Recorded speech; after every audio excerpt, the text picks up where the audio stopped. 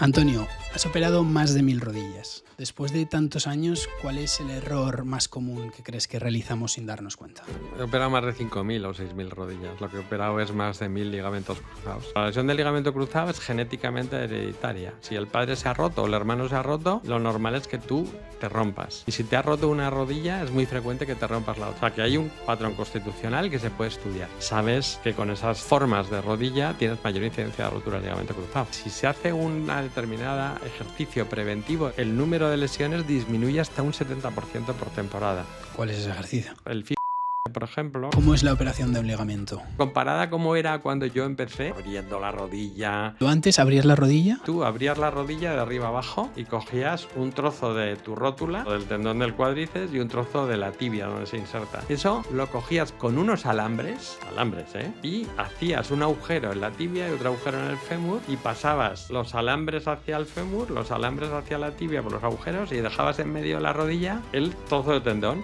Y esos alambres, fuera del fémur en la tibia, los fijabas con un tornillo. Wow. Y con eso tira a jugar. Cuando la gente dice, es que me he operado el cruzado y me duele un poco la rodilla, digo, ¿y qué quieres? Y en el 80 aparece la artroscopia, que es la que nos permite cambiar de esas cirugías abiertas con alambres a las técnicas artroscópicas de nuestros días. Tienes a Rodri haciendo un pedazo mundial con su ligamento puesto hace menos de 2 años. Te voy a decir una lista de deportes y me gustaría si pudieras calificarlos del 1 al 10. Me parece un antideporte, pero no solo para la rodilla. Seres Mortales es un podcast que da voz a la mayoría de la población. Gente corriente contando su día a día. Reflexiones de cómo la gente logra sus objetivos. Seres Mortales es tensión, responsabilidades, concentración y felicidad. La realidad que no nos enseñan. Seres Mortales es gente contando su historia.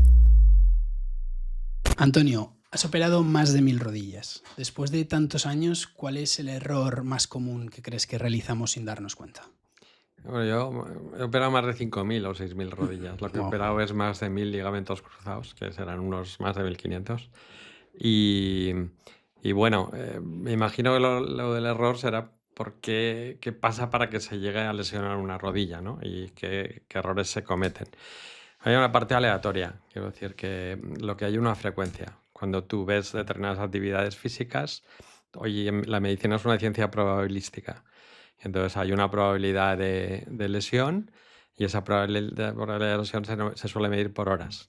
Lo que pasa es que hay horas de más o menos intensidad, ¿no? Por ejemplo, en el mundo del fútbol se sabe que una rodilla se lesiona mucho más en competición que en entrenamiento. Entonces, ¿qué es lo que hacemos mal? Pues te diría, hacemos mal competir, pero claro, competir es la parte divertida de cualquier deporte, ¿no? Entonces, si se compite, tu riesgo de lesión va a existir. Entonces, no es que esté mal hecho, sino es algo que tienes que asumir, ¿no?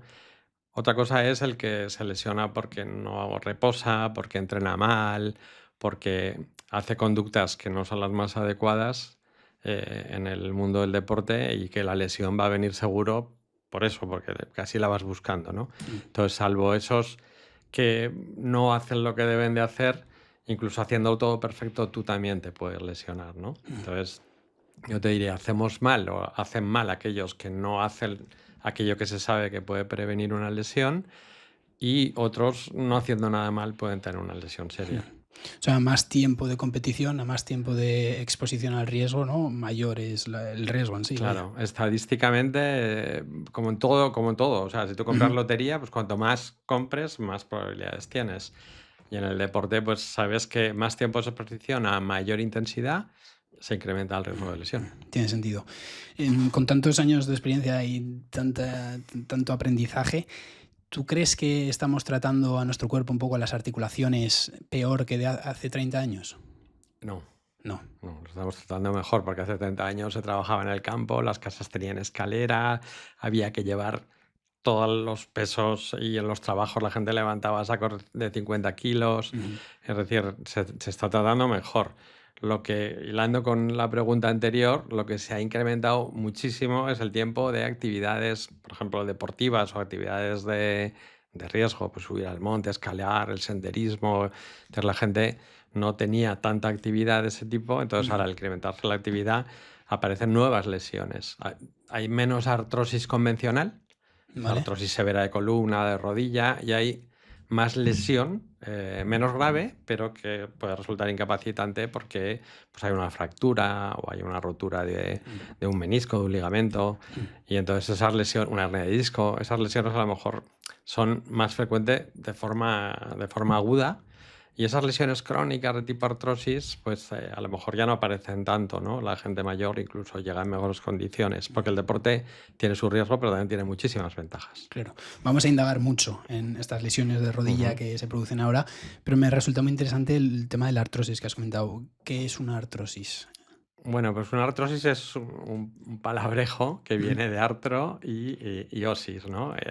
Tenemos artro es articulación, y cuando una articulación se enferma, pues le pones un sufijo latino, y si hablamos de artritis sería una inflamación de la articulación, ¿no? ¿Vale? Y si hablas de artrosis sería como un desgaste, una degeneración, que la palabra suena muy fea, pero médicamente se habla de artropatía degenerativa, que es la artrosis. Y esa degeneración de la articulación suele afectar sobre todo al cartílago. El cartílago es la membrana que recubre el hueso cuando tiene que unirse a otro hueso para dar movilidad, normalmente a una extremidad. Y esa membrana es de un cartílago hialino. Y ese cartílago hialino es una superficie prácticamente de fibra y agua, con mucho contenido en agua, pero que está gelificado, retenido por unas proteínas que permiten que esa superficie deslice, pero deslice, o sea, si tú tiras una bola de billar en una superficie, en una pista de hielo, que prácticamente, pues el cartílago es mucho más deslizante que esa bola de billar en la superficie de hielo, ¿no? Entonces, cuando esa flebología, que es la ciencia que estudia las articulaciones, esa estructura del cartílago se rompe, todo eso desaparece. Y esa capa empieza a decrecer y al final termina por exponer el hueso. Y entonces, lo que era una superficie perfecta biomecánicamente, lo que se convierte es en algo rugoso, que genera roce y que con el tiempo se deforma y limita la movilidad. Y entonces, entre el dolor, la limitación de la movilidad, pues claro, genera bastante incapacidad para la persona que lo sufre, ¿no? Entonces sería la artrosis, ¿no? Esa destrucción progresiva de la articulación que genera pues, una incapacidad muy seria para los individuos. ¿Y por qué ahora hay menos artrosis? Hay menos artrosis porque la artrosis es una enfermedad que se produce por el paso del tiempo. Entonces, tú el paso del tiempo, aunque lo puedas, quiero decir, aunque la gente viva más ahora y por lo tanto tendría que tener artrosis, tú puedes acelerar el paso del tiempo de la articulación provocando más sobrecarga, provocando más esfuerzo en el trabajo. Entonces, claro, el cartílago tiene una capacidad de resistir peso y una serie de ciclos de resistencia de peso. Los materiales, la ciencia, yo no soy médico, pero los médicos, o sea, no soy médico, no soy ingeniero, pero los médicos estudiamos también la resistencia de los materiales. Entonces, la resistencia a los materiales dice que un material se puede romper por exceso de tensión. Tú doblas un boli y si lo doblas muy fuerte lo acabarás rompiendo, o por fatiga. Tú puedes hacer pequeños, pero muy pequeños ciclos repetidos muchas veces y al final, con un mínimo esfuerzo, ese material se rompe. Con una articulación pasa lo mismo. Tú podrías desgastarla en un esfuerzo brutal y quebrar ese cartílago, producir una lesión aguda, que sería una lesión condral o una fractura osteocondral de hueso y cartílago. Pero si haces un número de ciclos suficiente de exceso de presión sobre ese cartílago, el cartílago fracasará. Entonces, antiguamente, la gente hacía barbaridades laboralmente hablando, y ya te digo, y por modelos de vida. Entonces acortabas la vida de ese cartílago. Claro. Hoy en día hay prevención de riesgos laborales, hay mulas mecánicas, hay todo tipo. Antiguamente se trabajaba sin poleas. La polea es una inversión. Cuando no había poleas, por muy poco que hubiera el hombre, se ha detectado artrosis en las tribus primitivas y la vida media era muy corta, ¿no? Pero era por eso, porque el número de esfuerzos y la cantidad de esfuerzos y el peso que se transmitía era muy, muy por encima de lo que esa capacidad, o ese cartílago tenía capacidad de transmitir durante toda su vida. Qué interesante. ¿Por qué te especializas en la rodilla? Porque esa historia es primero porque soy médico, ¿no? Porque ¿Y por qué eres médico? No iba para médico. No. No, y acabas siendo médico y operando más de 5.000 Sí, rodillas. Porque yo durante el colegio me gustaba la biología, ¿vale? Pero me gustaba mucho la arquitectura. Y de hecho, cuando yo llego a bachiller, hago dibujo técnico y latín. Wow. Y no hago física, química, ninguna de las dos, ¿no? Ni matemáticas técnicas. Entonces, cuando voy a matricularme en arquitectura, digo, pero si la física y la química se me da mal y las matemáticas también, ¿qué hago yo siendo arquitecto? Porque me gustaba la parte del diseño estructural, me gustaba la parte de los edificios, pero en cuanto a su diseño, en cuanto a su funcionamiento, que esa es la parte, ¿no? Y entonces, bueno, ¿y ahora qué estudio? Porque, claro, si no podía estudiar arquitectura, tenía que estudiar algo, ¿no? Y entonces aparecieron dos cosas que siempre me han gustado, que fue la psiquiatría o la psicología, ¿Vale? y apareció la biología y apareció el deporte, porque el deporte me ha gustado también siempre. Entonces, claro, medicina tenía psiquiatría y tenía cosas relacionadas con la actividad física del deporte, como es la traumatología, ¿no? Entonces digo, me gustaba la biología y tenía capacidad para ciencias biológicas. Yo en el colegio sacaba sobresaliente en biología y en la facultad en primero de carrera saqué matrícula de honor en biología. Entonces está claro que yo entendía ese funcionamiento de la biología humana o se me daba bien, ¿no? Entonces tiré para adelante y cuando llegué a quinto, sexto, que es cuando está psiquiatría y está traumatología, pues me di cuenta que la psiquiatría no es que no me gustara, es que no me veía capaz de relacionarme con la gente que tenía problemas psiquiátricos mayores, que son las psicosis, porque no tienen cura. Y entonces, claro, estar toda tu vida tratando, y a las prácticas vi gente con problemas psiquiátricos graves, con ese tipo de personas me generaba mucha frustración, ¿no? Y en cambio, cuando llegué a la traumatología vi que tú resolvías, no así, pero resolvías fácilmente, que es la parte de la cirugía que tiene una cantidad de éxitos tremendo, una luxación, hueso que se ha salido una articulación y la reduces instantáneamente, generas felicidad, porque eso es de estar en un puro ahí a estar fenomenal, ¿no? Y con un gesto sencillo. Entonces, claro, la traumatología tiene mucho que ver con el deporte y dije, pues lo mío es esto, ¿no? No es la traumatología. Y pues empecé a ser traumatólogo por eso, porque me gustaba el deporte. Y fui médico porque me gustaba el deporte y la psiquiatría, ¿no? Y después, durante toda mi profesión, pues he disfrutado mucho porque he tenido la oportunidad de mezclar pues casi esa ciencia de las estructuras, como era la arquitectura, del diseño, mezclado con la forma de resolver los problemas de las personas. Entonces, bueno, he encontrado ese camino, aunque también tengo que reconocer que la medicina es una profesión dura, hace falta un componente humano de capacidad de sufrir personalmente y de ayudar a que la gente pase lo mejor posible su sufrimiento, que te lo llevas todos los días a casa y que a lo mejor otras profesiones no tienen, ¿no? Eso lo verías de lleno, ¿no? Cuando empezaste un poco a investigar sobre la psiquiatría y un poco a ver los casos, eso muy duro. Muy duro, pero claro, ese componente de gustarme la psiquiatría y la psicología también me ha ayudado mucho a tener una cosa que yo me llama la atención, porque cuando me llegan encuestas de pacientes, yo tengo en una plataforma que se llama Doctoralia Abierta y mis pacientes en una consulta contestan las encuestas y tengo cerca de 700 o más de 700 contestadas, ¿no? Y la palabra que más se repite y me hace mucha ilusión, ¿no? Es empatía. Es decir, cuando tú eres empático con el paciente, te preocupas por lo que a él le preocupa, pues claro, ese componente psicológico o psiquiátrico aparece en la relación y no es puramente una técnica, ¿no? Ahí lo que peor se puede hacer un médico es ser puramente técnico, alejarse del componente humano. Fíjate, de hecho, esta mañana un paciente me comentaba que hay una catedrática de la Universidad de Zaragoza que quiere incluir en la carrera una cátedra de humanismo, porque piensa que la medicina está perdiendo esa capacidad de tratar entre seres humanos, ¿no?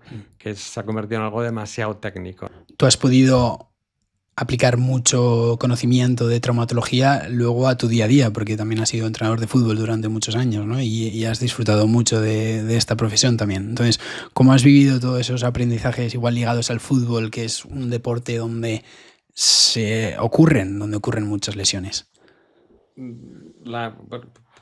Me hice traumatólogo porque me gustaba el fútbol y me gustaba el deporte, sobre todo el fútbol. Quiero decir que de los deportes que me gustan, el que me gusta más es el fútbol. Y hoy en día el golf también me gusta mucho, pero el fútbol me sigue gustando mucho. Y Y cuando empiezo a entrenar equipos de fútbol que no tienen nada que ver con la traumatología, o sea, empiezo a entrenar equipos de fútbol porque mi hijo a los 14 años se pone a jugar al fútbol y yo lo llevo a los partidos. Y cuando veo los partidos digo, estos entrenadores son muy malos, no puede ser. Y entonces a partir de ahí digo, me voy a hacer entrenador. Y entonces a los 50 años de edad hice el nivel 1, el 2 y el 3. Y entonces ya entré primero pues a entrenar equipos de categoría C, luego segundo entrenador en equipos de Liga Nacional, luego ya entrenar mis equipos en División de Honor Cadete, en Juvenil Preferente. Me voy con David Navarro de segundo entrenador a Alta Zona, 1 año y medio, que también ascendemos a Segunda B y luego pues vuelvo un poco a Juvenil Preferente, al fútbol base. Siempre que hemos ascendido a División de Honor o a Segunda B, lo he tenido que dejar porque, claro, con mi profesión y los viajes era incompatible porque era inviable, ¿no? Entonces nunca he disfrutado del fútbol a una altura mayor de la hora que me lo había merecido porque había tenido el ascenso, pero ha habido ahí una balanza que me ha hecho decidir que lo importante es la profesión. Para mí el fútbol ha sido siempre un hobby, ¿no? Entonces cuando soy entrenador de fútbol, que ya digo que soy por eso, por una casualidad, lo que sí que no he dejado de ser traumatólogo, ¿no? Yo he querido siempre marcar mucho que yo no era el médico del equipo. ¿Por qué? Porque lo que era el entrenador. No he dejado de ser el médico del equipo porque todos mis jugadores sabían que yo era traumatólogo. Entonces, cuando había una lesión, el entrenador, el club, pues me han preguntado sobre ella, ¿no? Y entonces, bueno, pues me ha permitido vivir esas lesiones en una dualidad muy interesante, ¿no? Ser el entrenador, que es el que tiene que sacar al jugador a jugar, y ser el médico, que es el que tiene que proteger al jugador, ¿no? Normalmente el entrenador pregunta al médico, ¿no? Tú tenías un poco esa doble visión. Sí, el entrenador pregunta o pretende forzar a veces, claro, ¿no? por eso. Al médico. Y entonces, en mi caso, no había eso, porque claro, que el que me había fichado de segundo entrenador sabía que yo era... Y entonces ya directamente me preguntaba, ¿qué hacemos con él, no? Y yo sí que tenía esa dualidad de tomar la decisión, ¿no? Claro. Pero como yo nunca he tenido mucho problema en ese sentido, porque ante la pregunta de doc, que llaman en el mundo del fútbol, te llaman doctor o médico o doc. Entonces, si te decían, doc, ¿puedo jugar? Digo... Poder puedes, deber. Entonces, claro, casi siempre una lesión te permite jugar. Entonces, ¿cuándo se debe jugar? Pues ahí siempre hemos apostado por la propia palabra lo dice, ¿no? El deber. ¿Qué es el deber? Es un soldado, la guerra es horrorosa, pero el deber del soldado es luchar, ¿no? ¿Cuál es el riesgo? La muerte, pero él debe luchar, ¿no? Claro, un jugador, ¿cuándo debe jugar? Estando lesionado, poniendo en riesgo su salud. Bueno, pues evidentemente en una pachanga de amigos no, pero si pues, es profesional y se está jugando un contrato millonario, joder, les das a elegir cuando tienen, o a veces te fuerzan ellos para jugar, ¿no? Cuando la apuesta es importante para ellos, tanto en carrera profesional, en felicidad, porque a veces la propia felicidad también tiene un valor, ¿no? Entonces, ese riesgo, si es un riesgo relativo, se puede y se debe asumir. Pero claro, en un partido de principio de temporada porque el jugador le apetezca jugar y pues entonces se le para, ¿no? Entonces es interesante sí. Porque nunca hay una respuesta exacta. O sea, ¿cuándo forzar? ¿Cuándo permitir forzar? Claro, evidentemente no puedes hacer jugar a un jugador que él no quiere jugar. Por supuesto. Y eso a veces sí que se intenta conseguir por determinados entrenadores, más en el mundo del fútbol profesional, pero bueno, a todos los niveles. Te iba a preguntar por el fútbol de élite de hoy en día. ¿Crees que están como sobreexigidos los futbolistas a día de hoy? En el fútbol de élite están sobreexigidos todos. Los jugadores, los entrenadores, eso no es un deporte, eso es una profesión. Y además una profesión que tiene que tienes que conseguir unos resultados y que esos resultados tienen unas repercusiones importantes económicas para la empresa, económicas para el jugador y para el entrenador, y emocionales y socioculturales para un montón de personas, ¿no? El fútbol es tan absurdo que se llega a apedrear autobuses antes de siquiera un partido o hacer pintadas en la casa de un jugador por alguien que es un aficionado. Es decir, que ese sí no tiene ninguna repercusión económica, pero tiene una repercusión emocional, ¿no? Entonces hay una exigencia brutal. Y normalmente, es decir, gestionada, yo te diría que en ocasiones por grandes profesionales, pero en muchas ocasiones los entornos del mundo del fútbol pues generan entornos de gestión en donde pues incluso desde un presidente hasta un director deportivo o el entrenador pues no tienen una formación, ya no digo profesional, sino una formación humana que sea... Sí, que entienda de psicología o no, de... incluso entornos de clubes de fútbol donde pues, puede estar en manos de entornos incluso mafiosos, como ha ocurrido con equipos de fútbol profesional, o si te vas a jugar a determinados países, ¿no? Es decir, aquí estamos en España, el fútbol profesional es mundial y hay entornos en donde pues bueno, el dinero negro se ha movido siempre en el mundo del fútbol, la gente ha fichado jugadores de fútbol por un coche, una casa y el dinero que les permitían para... Hace poco en el fútbol aragonés había uno que regalaba tractores a los jugadores y fichaban por ese club, ¿no? Que ha desaparecido, el hombre está en la cárcel, pero esto estaba a 30 kilómetros de Zaragoza. Yeah. Entonces, hablamos del fútbol como si fuera una profesión, pero tiene sus cosas también, ¿no? Y te puedes encontrar con todo tipo de... Sí, pues hay apuestas. O sea, tú imagínate, hoy en día hay partidos vigilados. Ya estaba hablando con una persona que me decía que hay otros partidos de la segunda división que están vigilados por la liga porque hay alto riesgo de apuestas, ¿no? Entonces, no todo es limpio en el mundo del fútbol. Y a nivel fisiológico, tema de articulaciones, tema de rodillas, están sobreexigidos, entiendo. Yo te diría que no hay... O sea, que yo te diría que el 20% de los jugadores son sanos, con el concepto de salud de pura y dura. El 80% son de lesiones leves a lesiones graves y siguen jugando a fútbol muchos años. Primero, porque pueden. Primero, porque quieren. Segundo, porque pueden. No sé si porque deben. Pero cuando tú fichas a un jugador de fútbol de categoría élite, lo fichas con sus lesiones, con su historial lesivo. Y aunque todos rinden muy bien. Pero los jugadores, conforme van jugando años, van sumando lesiones y ya no te digo nada, cuando ves un jugador veterano de 50 años, muchos tienen prótesis de rodilla, prótesis de cadera, eso se lo han producido durante aquella época. ¿Crees que igual, qué porcentaje rondará el número de jugadores que se infiltran? Hay una película que es antológica del mundo del deporte, se llama Un domingo cualquiera, de Al Pacino, sobre fútbol americano, en donde el médico nuevo que llega a sustituir el médico antiguo acusa al antiguo de dopar a los jugadores y que él nunca lo va a hacer. Y la película termina él poniendo sus infiltraciones y utilizando medidas extraordinarias. Yo creo que el porcentaje es tremendo. Y cuanto más alto, mayor. Pero es que la gente se infiltra para jugar un partido de juveniles. Y con el doping pasa igual. El doping está de segunda división para arriba.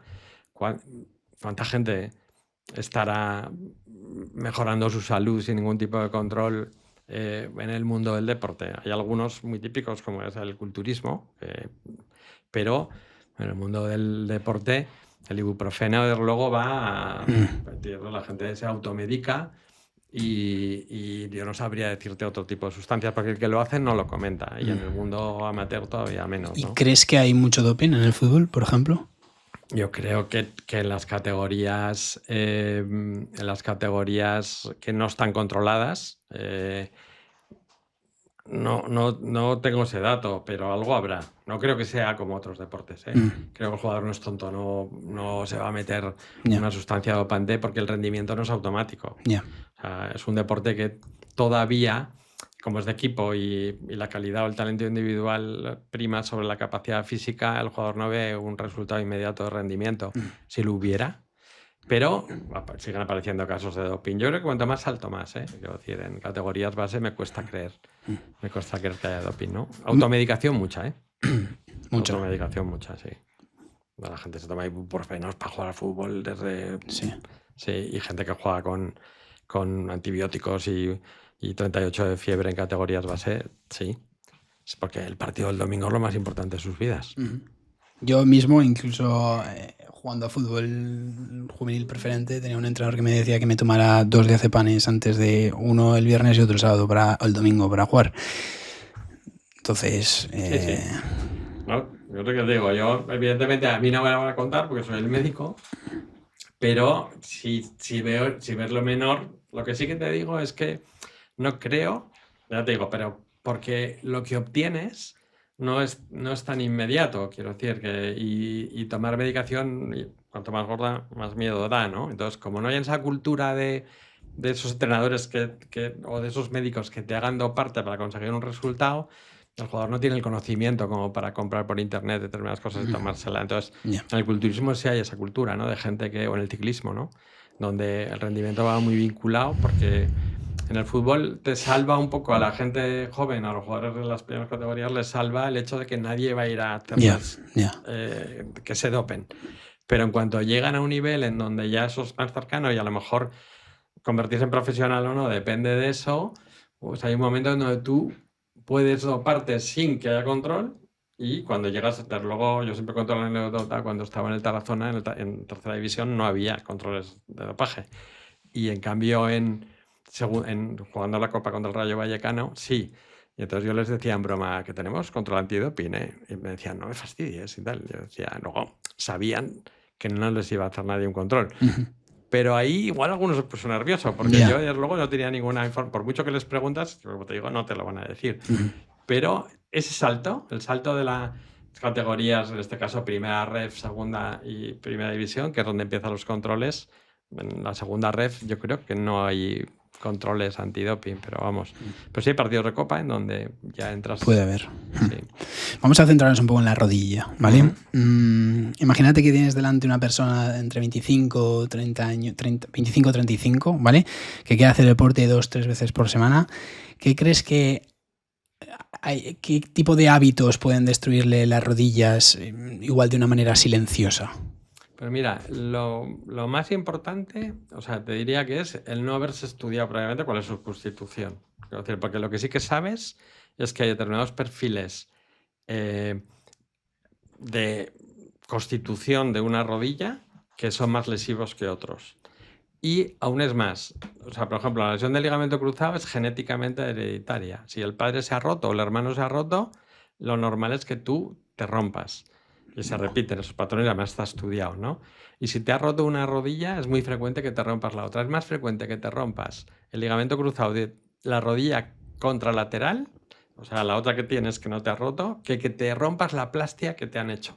O sea, que hay un patrón constitucional que se puede estudiar. De hecho, estamos aquí sentados, pero mi padre ha sido paciente tuyo, tú le has operado la rodilla y mi padre se rompió el menisco de una rodilla y luego el ligamento de la otra. Claro, pues, y creo que le operaste las dos. Pues, si alguno de la familia hubiera jugado lo suficiente, probablemente hubiera tenido... Yo lo dejé hace 3 años por miedo, ¿eh? Dije, no me he lesionado, me duele ya mucho la espalda, me duelen otro tipo de... Pues la rodilla a veces, la cadera, digo, voy a dejar de jugar. Y dejé de jugar a nivel regional preferente y eso por miedo. Pues ese estudio constitucional, el seguimiento, que tú lo has dicho, o sea, me empieza a doler, pero no me hago nada...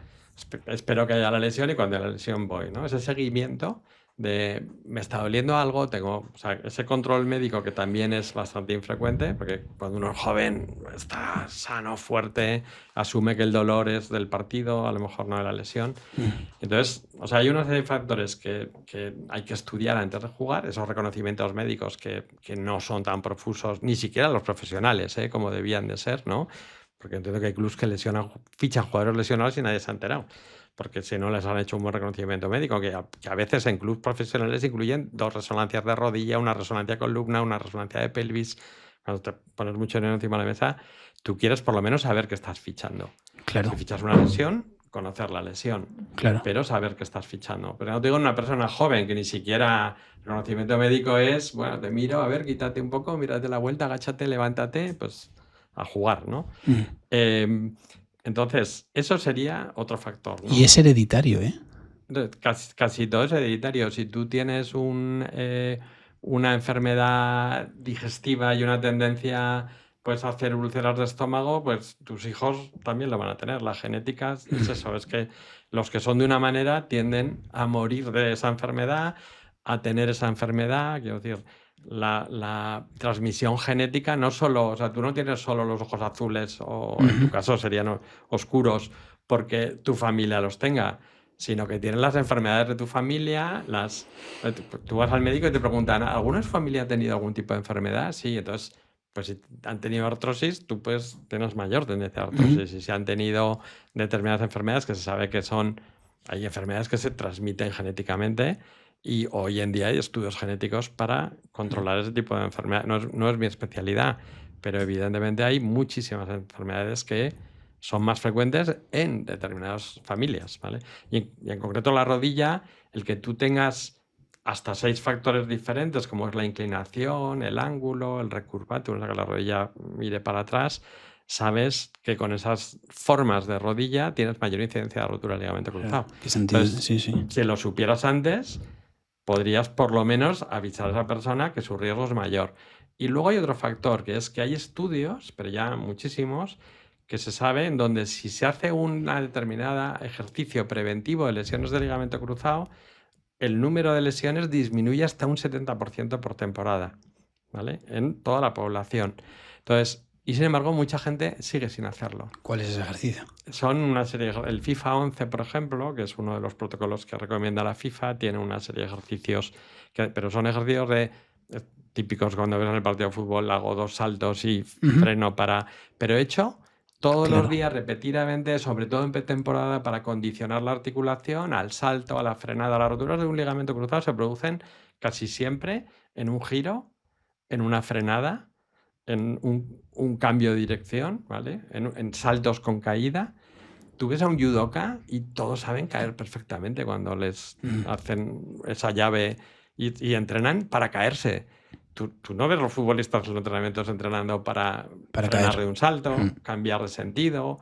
Sí, entonces, y muchas caídas son impredecibles, ¿no? Claro, pero de esas te vas a lesionar seguro. Pero es que el problema de la lesión del ligamento cruzado es que muchísimas, casi el 50%, se producen en un gesto repetido.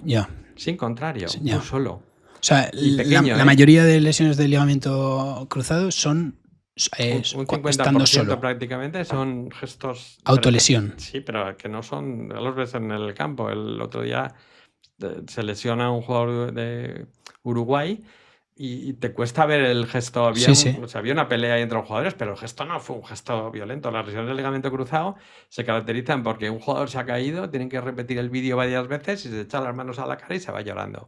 Él se da cuenta que se ha hecho una lesión seria, pero el gesto nunca ha sido tremendamente violento, ¿no? ¿Qué se siente cuando te rompes el ligamento cruzado anterior? Me gustaría contestarte porque no me he roto nunca ninguno, pero se pueden sentir muchas cosas, porque hay lesiones del ligamento cruzado que son esguinces leves, que el ligamento incluso no rompe la envoltura, porque el ligamento cruzado anterior es un ligamento muy especial, porque está rodeado de sinovial.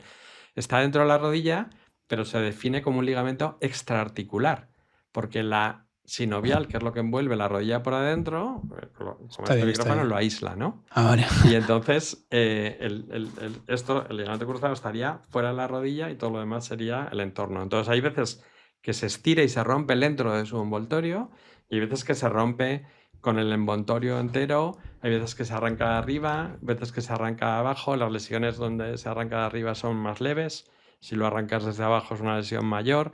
O sea que siendo una estructura que aparentemente sencilla, pequeña, que tiene un par de centímetros como mucho, tiene una variedad de diagnóstico y de por decirlo de alguna manera, de gravedad. O sea, quiero decir que hay lesiones que son muy leves, que se pueden recuperar prácticamente sin cirugía, y lesiones que son quirúrgicas de entrada. O sea, esto que me estás contando de si se estira por arriba, por abajo, esto estamos hablando de 2 centímetros.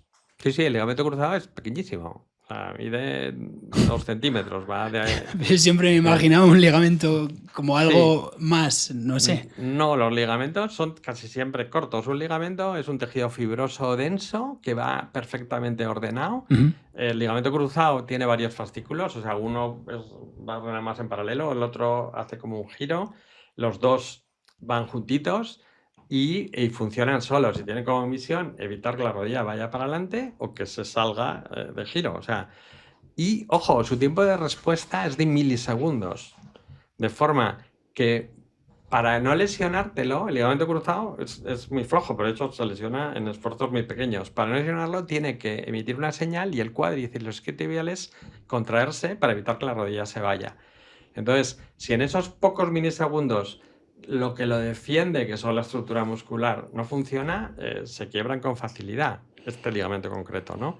Entonces, son estructuras que funcionan para dar estabilidad a la rodilla, pero siempre emiten una señal a sus socios, que son los músculos, para que estos actúen y protejan de verdad. Entonces, por eso lo de la coordinación, la prevención, porque claro, lo que tú tienes que enseñar al cuerpo es que funciona como sistema. De hecho, cuando tú entrenas, se trabaja el core, es decir, lo que protege la rodilla no solo es el cuádriceps y los isquios, son los abdominales, son los aductores, quiero decir, incluso los gemelos, porque son estructuras que participan junto a la rodilla para que la rodilla funcione adecuadamente. Junto a la rodilla me refiero a los ligamentos de la rodilla, como son el ligamento lateral interno, los ligamentos cruzados, los meniscos, pero es un mecanismo coordinado. Y todos los ligamentos tienen unas pequeñas terminaciones nerviosas propioceptivas, por eso el entrenamiento a propiocepción en las primeras fases después de rompértelo, que son los que te permiten a tu cerebro conocer qué está pasando en esa rodilla y responder. Y todo eso pasa pero en milisegundos. O sea, tú no serías capaz de detectar el tiempo en el que el cerebro manda un montón de señales, ha generado respuestas súper complejas. Por eso el cuerpo humano es tan impresionante, ¿no? Y por eso en el deporte, cuando dicen, ¿por qué hay tanta diferencia entre dos jugadores, ¿no? Messi y uno que sea prácticamente parecida a él? Pues porque hay gente que tiene una perfección en la respuesta para determinadas cosas que otro no tiene. O sea, hay gente que te llega un balón y lo pincha, y otros que le llegan un balón y le rebotan en la punta del pie. Y el balón es el mismo, la constitución es la misma, pero esa finura en la respuesta hace que haya gente que sea súper dotada, ¿no? ¿Y estos ejercicios para intentar prevenirlo un poco? ¿Sería pues estos de saltar, cambios de dirección? Sí, hay protocolos, ahí tienes artículos ya publicados y tienes protocolos en donde tú, pues bueno, puedes asumir un patrón de estos para los entrenamientos de pretemporada y luego repetirlo durante la temporada en el calentamiento habitualmente, ¿no? Es el momento ideal. Y sobre todo en las chicas, porque las chicas tienen una mayor frecuencia de rotura de ligamento cruzado que los chicos. De hecho, todos estos protocolos están desarrollados en Estados Unidos en equipos de chicas y habitualmente no de fútbol, sino de baloncesto. Porque es donde vieron que era efectivo y a partir de ahí se han ido extendiendo. ¿Y por qué son más propensas a romperse el ligamento? Por muchos motivos. Hay uno que es hormonal. Las chicas tienen un ciclo menstrual en donde las estructuras cambian, se vuelven más blandas, y cuando cambia el ciclo menstrual se vuelven más fibrosas. Entonces hay un momento en donde está cambiando la estructura de más agua a menos agua, de tejido más rígido a tejido más elástico, porque claro, eso es la preparación a lo que sería un posible embarazo, ¿no? Y entonces en esos momentos hormonales pues hay más debilidad en el ligamento y la frecuencia aumenta. Aumenta claramente. ¿Cómo es la operación de un ligamento? Bueno, hoy en día, comparada a cómo era cuando yo empecé, la especialidad, que era abriendo la rodilla y tomando un trozo de tu tejido. ¿Cómo era? O sea, ¿tú antes abrías la rodilla? Antes tú abrías la rodilla de arriba abajo y cogías un trozo de tu rótula, un trozo del tendón del cuádriceps y un trozo de la tibia donde se inserta. Que eso era el HTH, que es hueso, tendón y hueso. Eso lo cogías con unos alambres, y hacías un agujero en la tibia y otro agujero en el fémur y pasabas los alambres hacia el fémur, los alambres hacia la tibia por los agujeros y dejabas en medio de la rodilla el trozo de tendón y el trozo de hueso lo metías en el túnel del fémur y lo metías en el túnel de la tibia. Y esos alambres fuera del fémur en la tibia los fijabas con un tornillo para darles tensión. O sea, y con eso tira a jugar. Y te estoy hablando, porque parece que te estoy hablando del año 80. 1980, ¿eh? Pero claro, en medicina perdemos la proyección. Yo ahora soy profesor de Historia de Medicina en la San Jorge para los alumnos de primero y les cuento toda la trayectoria de la medicina y perdemos la noción de que en 1960 al 70 fue la época de los trasplantes. Todos los trasplantes que se conocen se desarrollaron entonces, hígado, corazón, el riñón. Entonces, claro, poco después se inventó en 1970 la primera prótesis de cadera y en el 80 aparece la artroscopia, que es la que nos permite cambiar de esas cirugías abiertas con alambres a las técnicas artroscópicas de nuestros días. Pero cuando yo empecé, que estábamos en 1990, un poquito después, ya se hacían por artroscopia, pero se ponía un yeso y se dejaba la rodilla en extensión durante 2 semanas. Con lo cual había unas rigideces después que los jugadores que se operaban luego no podían flexionar la rodilla, y de ahí se pasa a querer que muevan desde el primer día para evitar eso. Entonces había un posoperatorio súper doloroso y llegamos a 1995, que parece que... Y en 1995, hacia el 2000, empieza la moderna cirugía del cruzado, que ha ido progresando permanentemente. Y hoy en día se ha pasado a técnicas en donde tú obtienes normalmente los tendones que se llaman de la pata de ganso, que son el semitendinoso y el recto interno, que esos son largos, ¿eh? Miden 20 centímetros, pero solo pasas por la rodilla, por dentro 2. El resto es para llevarlos por esos túneles. Wow. Y esos túneles ya no tienen tornillos, ya no tienen alambres, ya tienen un hilo, que es con lo que se pescan los peces, el pez espada, que es un hilo de super resistencia, que es un hilo metálico porque tiene metales. Los metales no todos son acero inoxidable. Tú tienes metales que pueden, tú los verías y te parecería que no es un metal, pero tienen la resistencia y los puedes hebrar, ¿no? Entonces esos tejidos de alta resistencia, que son biocompatibles, se toleran por el cuerpo humano durante toda su vida, igual que con los empastes que tienes, o el que lleva un pendiente se mete dentro del cuerpo un metal. Bueno, pues esos materiales ya se anclan con dispositivos muy pequeñitos a la cortical, donde el hueso se vuelve duro, y esperas a que el cuerpo lo integre, a que el cuerpo convierta ese tejido que tú has puesto, que puede ser tuyo o de otro, y que se vaya integrando dentro de esa rodilla, teniendo en cuenta que hay veces que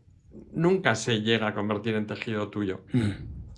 Bueno, es tuyo, pero nunca se llega a convertir en hueso lo que pasa por el hueso, vascularizar y tener la misma inervación, o sea, convertir en un ligamento, por decirlo de alguna manera, cruzado, sino se queda convertido en un tejido que te da estabilidad, pero que no es lo mismo que había antes, ¿no? Por eso cuando la gente dice, es que me he operado el cruzado y me duele un poco la rodilla, digo, ¿y qué quieres? Claro, porque eso ya no es lo que tenías, no te vas a quedar igual que antes, ¿no? Y sin embargo, con eso se juega, tienes a Rodri haciendo un pedazo mundial con su ligamento puesto hace menos de 2 años. O sea, una lesión de rodilla de ligamento de hace 20 años era retirarse del fútbol. No podías volver a jugar, y menos a competición. Y muchos jugadores tenían que abandonar el fútbol, lo intentaban, pero vamos, no llegaban nunca al nivel previo. A partir del 2010, la cosa cambia, empiezan a mejorar los resultados, y en los últimos 10 años un jugador que se rompe el cruzado puede volver al nivel previo de fútbol, incluso si es bueno superarlo, quiero decir, porque... O sea, ahora existe esto de que sí, es que cuando te lesionas del ligamento ya no puedes volver a alcanzar tu nivel. Ahora estamos en unos años que sí que puedes, e incluso superarlo si sigues entrenando. Eres bueno. Quiero decir, el fútbol no es un deporte físico. Muchos jugadores incluso cambian su forma de jugar y tienen más pausa. Y no se arriesgan tanto. Y a lo mejor eso les da ese puntito que les faltaba, ¿no? Quiero decir, que el fútbol no es un deporte, es un deporte que tiene... Es apasionante porque depende de tantos factores y de tanta gente a la vez y muchas veces te dices al jugador, es que este jugador es muy bueno, pero mentalmente una lesión modifica tu mente y te hace a veces empeorar, pero a veces muchas veces mejorar, ¿no? En determinados aspectos. El progreso que ha habido en los últimos años es enorme. No te digo lo que habrá, quiero decir, porque dentro bueno, ahora ya están habiendo muchas cosas, pero toda la terapia biológica y la terapia génica está en pleno desarrollo. Es decir, probablemente dentro de poco seamos capaces de no tener que tomar un injerto tuyo, sino de, con unos cultivos celulares, fabricar un ligamento que se integre incluso mucho más rápido. Es decir, todo lo que es modificar la expresión genética de las células, quiero decir, modificarla para bien, quiero decir, no elegir el color del pelo o de los ojos de un niño, pero sí que tú puedes curar determinados tipos de cánceres y sobre todo mejorar las condiciones de determinados tejidos, ¿no? Y en el ligamento hay gente que no se opera. Sí, bueno, de hecho, ahí desde hace, justo después del COVID, salió un artículo de un australiano que se llama Cross, es un traumatólogo australiano, que con una técnica conservadora vino a proponer que hay un porcentaje alto de lesiones del ligamento cruzado que si tú las inmovilizas en 90 grados de flexión durante 3 meses, se puede recuperar la integridad del ligamento en determinados supuestos hasta en el 100% de los casos. Wow. Es verdad que eso hizo que un montón de gente dijera, pues no hay que operar los ligamentos. Y entonces luego ha habido estudios posteriores que han venido a decir que si tú no vas a hacer una intensidad deportiva alta y tienes una lesión, ¿te acuerdas que antes hablábamos de lo que se rompía arriba o abajo? Hay 5 niveles. Las lesiones más altas, las que se llaman 1, 2, 3, 4, empiezan desde arriba, ¿no? Pero te diría las de 1, 2 y alguna de tipo 3 tienen buen pronóstico con estos tratamientos, las de abajo no.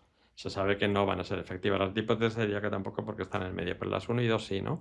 Entonces, esas lesiones, si encima no vas a tener una intensidad deportiva alta, pues hay gente que puede elegir el tratamiento conservador. También hay muchos estudios que han dicho previamente que hasta el 15-18% de las lesiones que no operas pueden llegar a recuperar sin cirugía. Y series de los países escandinavos que son muy dados a esto han visto ese tipo. Pero ¿qué pasa? Que cuando uno se rompe el ligamento cruzado, el tratamiento conservador dura lo mismo que la cirugía. Dura 1 año. Entonces, y puede fracasar. Entonces dices, oye, voy a esperar 1 año para ver si me quedo bien y luego tenerme que operar y otro año más. Y entonces mucha gente que lo que le gusta es el fútbol, el deporte y tal, dice, ya. Y entonces tampoco sabemos la casuística que pasaría con grandes poblaciones cuando resulta que el 90% de las poblaciones que se rompen el ligamento cruzado, poblaciones estadísticas, deciden operarse pronto. Porque les gusta tanto el deporte que hacen que eso... Quieren volver lo antes posible, vaya. Tú de cualquier cosa no te quieres operar, pero la gente de los ligamentos cruzados se quiere operar todos. Es increíble, ¿eh? Son jóvenes y tal, y las madres son las que no quieren, pero... ¿Cuál sería tu recomendación? Claro, una persona que va a hacer... Lo que no puedes jugar es al fútbol con un ligamento cruzado roto. Entonces, si vas a jugar, evidentemente, opérate. Porque si no vas a romper el menisco, lesionar el cartílago, vas a tener una lesión seria. De hecho, el modelo experimental de artrosis, cuando tú quieres estudiar artrosis en animales, se estudia mucho en cerdos, lo que haces es cortarles el ligamento cruzado. Y el animal, como no tiene control, desarrolla una artrosis muy rápida. Ya tienes un modelo en donde puedes poner determinados tratamientos para ver si frenas la artrosis. Con lo cual, en humanos, hombre, los humanos tienen más cabecita, por lo menos algunos. Entonces, si les cortas el ligamento, la gente pues cambia el deporte, tal, y esa artrosis no se desarrolla tan rápido, aunque se desarrolla, porque sin ligamento tu rodilla queda desprotegida. Y habiendo operado más de 5.000 ligamentos... 1.500 ligamentos, 5.000 rodillas. Ah, 5.000 rodillas. Hay muchos meniscos. 5.000 rodillas, 1.500. Sí, hay más meniscos. Claro. Ahora vamos a menisco también y todo. Pero con tantas rodillas operadas de ligamento, con la lesión del ligamento cruzado, ¿cuál crees que es el mayor reto? La lesión, para volver a un estado óptimo del deporte que se practique. Cruzado, desde que cambió una técnica quirúrgica que se llama tie rod, que es una técnica de tensión, que antes se fijaban con tornillos, como te decía, con una serie de anclajes que eran más inestables, al poder tensionar bien el ligamento mejoró dramáticamente el resultado. Y entonces el reto, o sea, lo que ha hecho mejorar la evolución ha sido un dispositivo técnico, ¿no? Y luego sigue quedando un porcentaje que después de operar la rodilla baila un poco y sobre todo gira. ¿Vale? Y entonces esas rodillas que giran, hay gente que hace unas plastias que se llaman externas, ponen un refuerzo en la parte de fuera que todavía mejoran ese porcentaje, ¿no? Pero yo te diría que es que con las técnicas que tienes de ligamento, tienes unos porcentajes de vuelta al deporte de éxito. Se valían 6, pero sabes que si tú esperas 1 año, cada mes que pasa disminuye de forma muy importante entre los 6 y los 12 meses el porcentaje de recaídas. Entonces hoy en día se prolongan las recuperaciones, se prolongan hasta el año, pero a partir del año es que la seguridad en la vuelta al deporte, el return to play que llaman los ingleses, es que es con una seguridad muy alta. O sea, 1 año, si aguantas 1 año de posoperatorio, de recuperación. Y normalmente lo que hoy en día también se sabe, que hay una serie de test, como es que la fuerza en tu rodilla operada y la contraria estén en el 85%, que la fuerza del cuádriceps y los isquiotibiales de tu pierna operada no haya una diferencia del 85% entre unos y otros, que puedas hacer alguna prueba de salto, de triple salto con una pierna o salto cruzado con la misma pierna. Si todo eso lo haces bien, se ve que en esas condiciones el porcentaje de ruptura baja muchísimo. Entonces, no solo tenemos el hecho de esperar, sino que a lo mejor no hace falta que esperes si tus test son buenos. Porque lo que no puedes hacer, hablamos al principio que es lo mejor para no romperse, ¿no? Pues lo mismo que para volver, ¿no? Que haya una buena evaluación, que haya un buen control, que haya profesionales que te digan que eso lo puedes hacer de forma segura, aunque nunca hay un 100% de seguridad, evidentemente. ¿Y cómo sería un muy buen posoperatorio de un ligamento roto? Pues mira, un muy buen posoperatorio, como siempre dicen, una muy buena cirugía ya hace que lo que es el posoperatorio vaya a ser mejor. Pero luego tienes un porcentaje hicimos una tesis doctoral sobre esto con una rehabilitadora hace unos años. Hay un porcentaje de pacientes que van a hacer evoluciones posoperatorias malas, porque van a tener inflamación, van a tener derrames, van a tener dolor, tienen limitaciones de determinados arcos de movilidad que otros no tienen, aunque la cirugía esté perfectamente hecha. Y estudiamos aquella tesis si había algún factor psicológico que pudiera ser, o el estrés, y la verdad es que no descubrimos nada de eso. Luego, hablando con una hematóloga, pues lo que sí que descubrimos en la tesis es que es el sangrado, el factor que determina sangrar más hematoma, más todo, quiero decir, y más recuperación más larga, ¿no? Entonces me parecía que el sangrado era un tema interesante, ¿no? Y que es verdad que si hay estrés, pues el sangrado puede variar, pero bueno, quiero decir que hay un factor que es una cirugía bien hecha, hay otro factor que es que la primera parte del proceso no haya habido complicaciones, y a partir del mes, que es cuando la zona donde tú has dado que es los isquiotibiales, que es donde das la zona donante, se ha recuperado bien, que es como una rotura muscular, tú puedes conducir un coche, andar por la calle, hacer de todo. Bueno, pues a partir de ese mes, si tú haces bien todos los pasos, es decir, si primero trabajas todo lo que es la coordinación, si trabajas la ganancia de musculatura, si mantienes los rangos de movilidad amplios, tanto de flexión como de extensión, o sea, eso tiene que ser muy importante, llegas a unas condiciones en las que a partir de los 3 meses más o menos puedes plantearte hacer una carrerita o no, porque si no estás en esas condiciones la deberías posponer.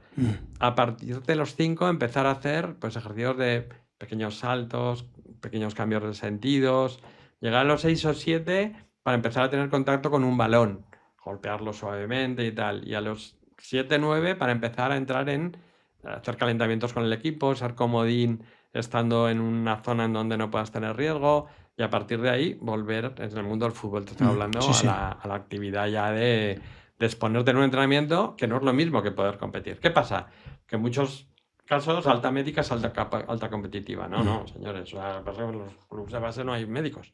Con lo cual, si nadie sabe el entrenador qué va a hacer, pues está fenomenal. Tiene 17 años, 18, 19, 21 y lo ve como un toro. Pues a jugar el domingo, ¿no? No está. No, está para entrenar, lo ves muy bien, pero no ha cogido el ritmo de competición. Y la competición diferencia del entrenamiento. Totalmente, y en la competición aparecen lesiones que los jugadores que vuelven a la competición después de un cruzado luego se rompen muscularmente, algunos se rompe el menisco porque los meniscos quedan tocados en esas lesiones muchas veces asociadamente, y entonces, claro, si no los has trabajado muy bien, pues vuelve bien del cruzado, pero luego empiezan. Ricky Rubio, que se rompió el cruzado, decía que hasta el 1 año y medio no se olvidó de su rodilla. Él volvió a jugar, y volvió a jugar los 9 meses, pero necesitó otros 9 meses para olvidarse del todo de su rodilla. Aparece el miedo, ya el miedo es generador de lesiones. Yo tenía, cuando entrenaba, algún jugador, me acuerdo siempre la anécdota, en el primer minuto del partido, entró en un balón, él entró flojo, el rival entró fuerte, rebotó, le dio en la nariz y se puso a sangrar. Y entonces, cuando vino allí, le atendimos, le curamos y tal, y ya cuando estaba bien, le dije, eso te ha pasado por miedo. Y me decía, ¿pero cómo le puedes decir eso? Me decía uno que estaba al lado mío. Digo, sí, porque si hubiera entrado igual de fuerte que el contrario, no hubiera tenido el mismo riesgo de lesión. Entonces, el miedo es un factor lesivo brutal, porque te hace no coordinar adecuadamente. Ni rendir, pero para todo en la vida, ¿no? Hemos hablado del piloto, del cirujano. El miedo, el riesgo es asumible, el miedo no debería ser. Si tienes miedo, no juegues. ¿Cómo afrontas el miedo tú? El miedo mío, personal, mal, Mal. Lo afronto porque hago una reflexión personal, que es decir, que si fuera por miedo, dejaría de vivir. Porque, claro, como tengo miedo a muchas cosas, yo soy como casi todos los médicos, somos muy hipocondríacos, o sea, pensamos que nos vamos a poner enfermos más que los demás, soy aprensivo. O sea, a mí la sangre no tanto, porque no, pero muchos fluidos corporales, de hecho la ginecología me cuesta porque en un parto hay una serie de fluidos corporales cuando el niño nace que a mí no me resultan agradables, con la comida, con tal. O sea, entonces, siendo así, no hubiera podido ser médico y además...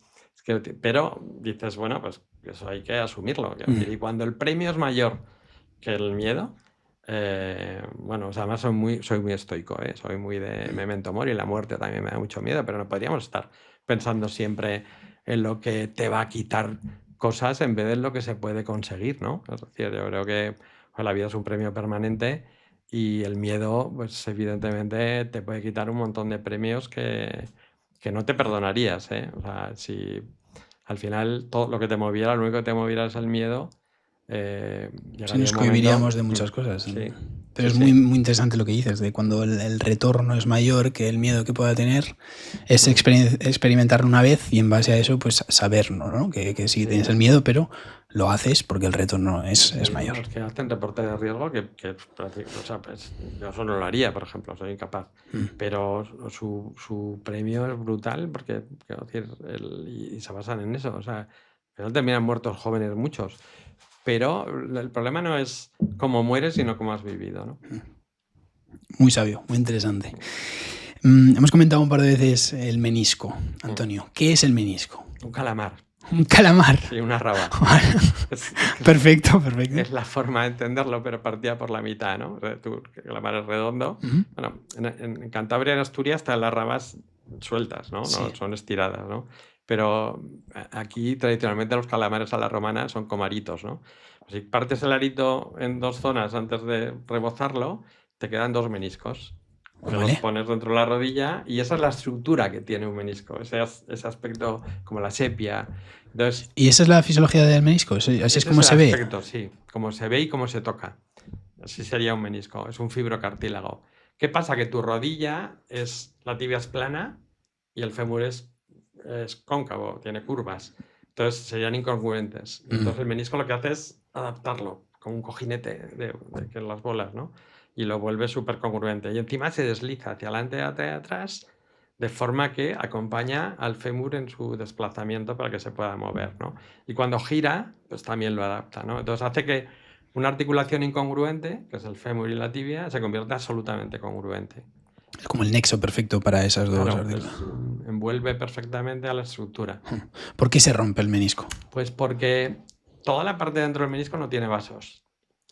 Y toda la parte de fuera está vascularizada. Se llama zona blanca roja, porque los vasos son rojos, zona roja.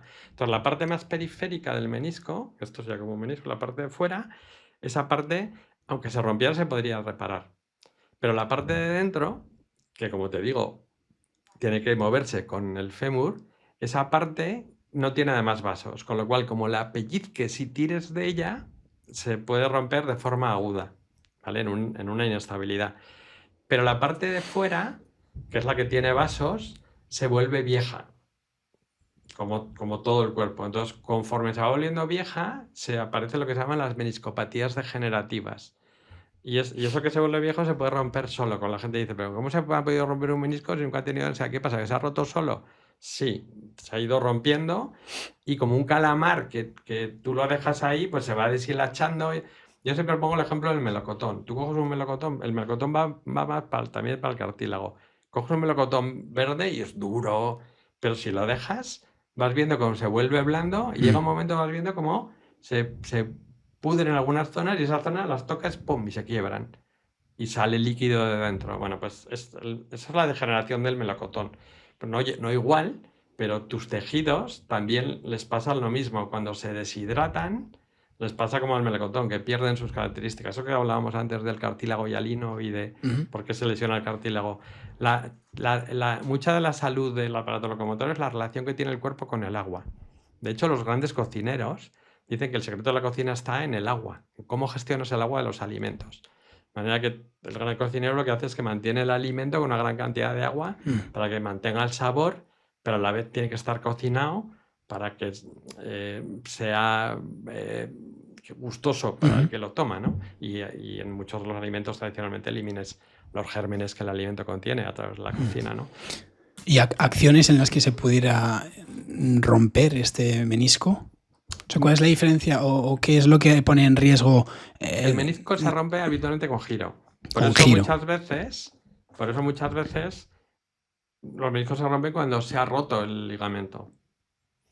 Y muchas veces los meniscos se rompen cuando un ligamento se ha roto. Antiguamente se rompían y no se operaban porque no había cirugía, y entonces siempre se acababan rompiendo los meniscos. Una rodilla inestable con un ligamento que se ha roto de a poco, ha tenido lesiones menores, pero queda con inestabilidad, o lesiones de los ligamentos laterales de la rodilla, que ha ido perdiendo estabilidad esa rodilla, el menisco empieza a sufrir más porque lo que era súper congruente se empieza a mover, y al mover se pellizca más y se termina rompiendo. Y hoy en día la gente, hay una lesión típica que es, como la gente vive mucho y sigue haciendo deporte hasta muy mayor, lo que hacen es arrancarlos de donde como son esos semilunas, de donde se insertan a base de mover. Se arranca de donde está insertado, que son las lesiones de la raíz. Entonces ahora ya se reinsertan los meniscos. No solo se reparan o se quitan, sino que los vuelves a poner en el sitio para que vuelva a ser congruente esa rodilla y evitar lesiones del cartílago. El menisco es otro mundo apasionante. Antes era una lesión la más frecuente. Hoy en día, la buena salud global de la rodilla hace que el menisco también sobreviva más y mejor. ¿Y ahora mismo es peor lesionarse una u otra, el ligamento o el menisco?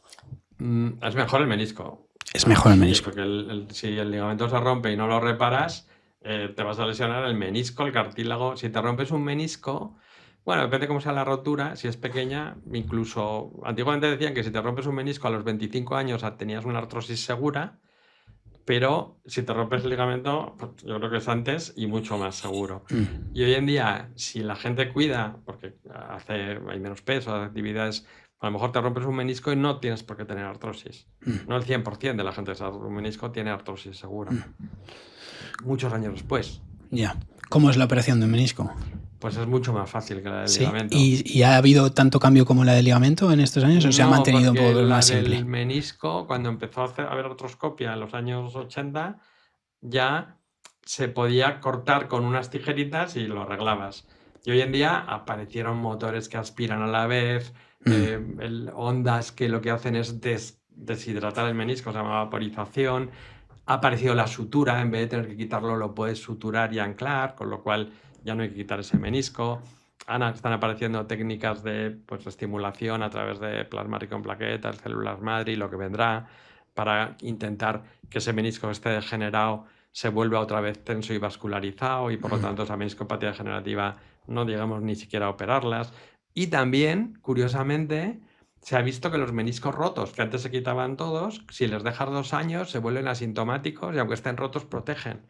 Y entonces hay muchos estudios publicados en el New Medical England o en el Lancet, que es la revista más prestigiosa del mundo de la medicina, que hablan del estudio comparativo entre la fisioterapia y la cirugía a los 2 años, y los resultados muchas veces son parecidos, ¿no? Entonces, ¿qué se hace ahora? Pues se les deja 2 meses. Antes se les dejaba 2 meses, no te habías curado, pues te operas el menisco. Se les deja más tiempo, un poco a criterio del paciente. El paciente quiere, porque ve que aquello no progresa, pues tiene una actividad deportiva o por lo que sea, pues se le dice, se le hacen pequeñas infiltraciones para quitar el dolor y se pueda seguir haciendo actividades. Y muchos meniscos que antes operábamos, de hecho hay una palabra dentro del mundo de la medicina que se habla del meniscocidio, ¿no? Porque hacíamos como suicidar al menisco cuando todavía sería la eutanasia del menisco, por decirlo de alguna manera, ¿no? Pero muchos meniscos, si les das una opción, un chance, como dicen los americanos, se regeneran un poco. Se regeneran o mejoran, aunque no se regeneren, protegen el dolor y protegen. Wow. ¿Cuánto es la duración de la operación de ligamento? Me da mucha curiosidad. Pues mira, una operación de ligamento depende mucho, de decir, el cirujano es más o menos experto, ¿vale? Vale. Cirujanos, había un australiano que presumía de que hacía la cirugía del ligamento en 10-15 minutos y la hacía. Es verdad que ese es el tiempo quirúrgico, de piel a piel, que llamamos los cirujanos, desde que yo abro la piel hasta que doy la última de las grapas que doy, ¿vale? Entonces, eso decía él, 10-15 minutos. Sí, era súper rápido. Yo es verdad que, o sea, cuando una cirugía va rodada y tal, puedes estar en 30 minutos, alguna vez incluso un poquito por abajo, la mayor veces un poquito por encima, ¿no? También es verdad que puede durar hasta 1 hora o más, Y que luego hay cirugías de ligamento en donde tienes que reparar un menisco, tienes que hacer lo que se llaman cirugías asociadas, ¿no? Esas se van a más cerca de la hora. Pero no debería durar nunca más de 2 horas, porque tienes un manguito de isquemia que quita sangre, y lo que siempre se ha sabido es que las cirugías rápidas tienen mejores resultados que las cirugías largas. De toda la vida. Antiguamente las cirugías largas son las que se infectan, los gérmenes tienen una curva de tiempo duplicación que hace que las infecciones puedan ser mayores. Entonces, hoy en día yo te diría que la mayoría de los cirujanos para un menisco aislado están en 30-40 minutos de piel a piel. Claro, hay que bajar al paciente al quirófano, dormirlo, despertarlo, recuperarlo. Entonces, ahí se lleva más tiempo. Y un menisco puedes quitarlo en 3 minutos. Es decir, de piel a piel. Sí, de piel a piel. O sea, lo ves, lo tienes fácil, lo tratas y las suturas son muy, muy mecánicas hoy en día y también son muy rápidas. Entonces le dices al paciente, ya está. ¿Cómo? ¿Ya está? Digo, pues si no hemos hecho nada. Digo, sí, pero es que te digo lo mismo. La preparación puede ser de hasta 60 minutos del proceso entre que entras y sales del quirófano, ¿no? Fíjate que estoy pensando, que me ha venido a la mente, mi padre trajo el DVD de la operación. Y esa operación la hiciste tú, entonces posiblemente tenga el tiempo, sí. Y el tiempo y lo que me dices de hacer las cosas, o sea, cómo se haría, vaya. Sí. Ahí ves lo que decimos muchas veces, como se hace por artroscopia, claro. Ahí ves la parte de dentro, lo que no ves es la parte de fuera. O sea, lo que yo hago y los gestos que hay fuera de la rodilla. Claro. Ahí ves lo de dentro. Yo me acuerdo, mi padre me lo puso y veías como un tubo, como lo de dentro, y yo no entendía ni papá, porque tendría yo 8 años. La primera parte es cómo limpias y preparas los tejidos. La siguiente que hay es los túneles que haces, que tú lo estás viendo. Y luego aparecen unos hilos que suben una estructura que pum. Y a partir de ahí ya se ve poco porque todo pasa afuera, como fijas y estabilizas, que también se podría retransmitir con cámaras, pero bueno, la artroscopia es que graba de forma automáticamente lo que haces. Estaba reflexionando, me parece alucinante que en esa operación fueras tú el que lo operara, yo viera ese vídeo con 7, 8 años y hoy, 25 años después o 26, estemos aquí sentados hablando de cómo es la operación. Me parece fascinante. Hemos hablado de posoperatorio de ligamento. Por cerrar un poco el menisco, el posoperatorio del menisco, ¿cómo sería un gran posoperatorio del menisco? Mucho más rápido. Mira, el gran posoperatorio, pues tienes creo que fue Baresi, que en el Mundial de Estados Unidos, estaban jugando en Estados Unidos en el previo que jugaron, se lesionó una semana antes del menisco de la final y jugó la final. En 7 días. Muster, un esquiador austriaco, se lesionó una semana antes y ganó la medalla de oro, creo. Wow. En descenso o en alpino, un esquí alpino. Creo que sea un slalom o el descenso. Eso es un poco, o sea, tú te operas un menisco y te vas andando a tu casa en el día, ¿vale? ¿Qué es lo ideal? Lo ideal es que pasen entre 20 y 40 días, en dependencia también del tipo de lesión, el estado de la articulación.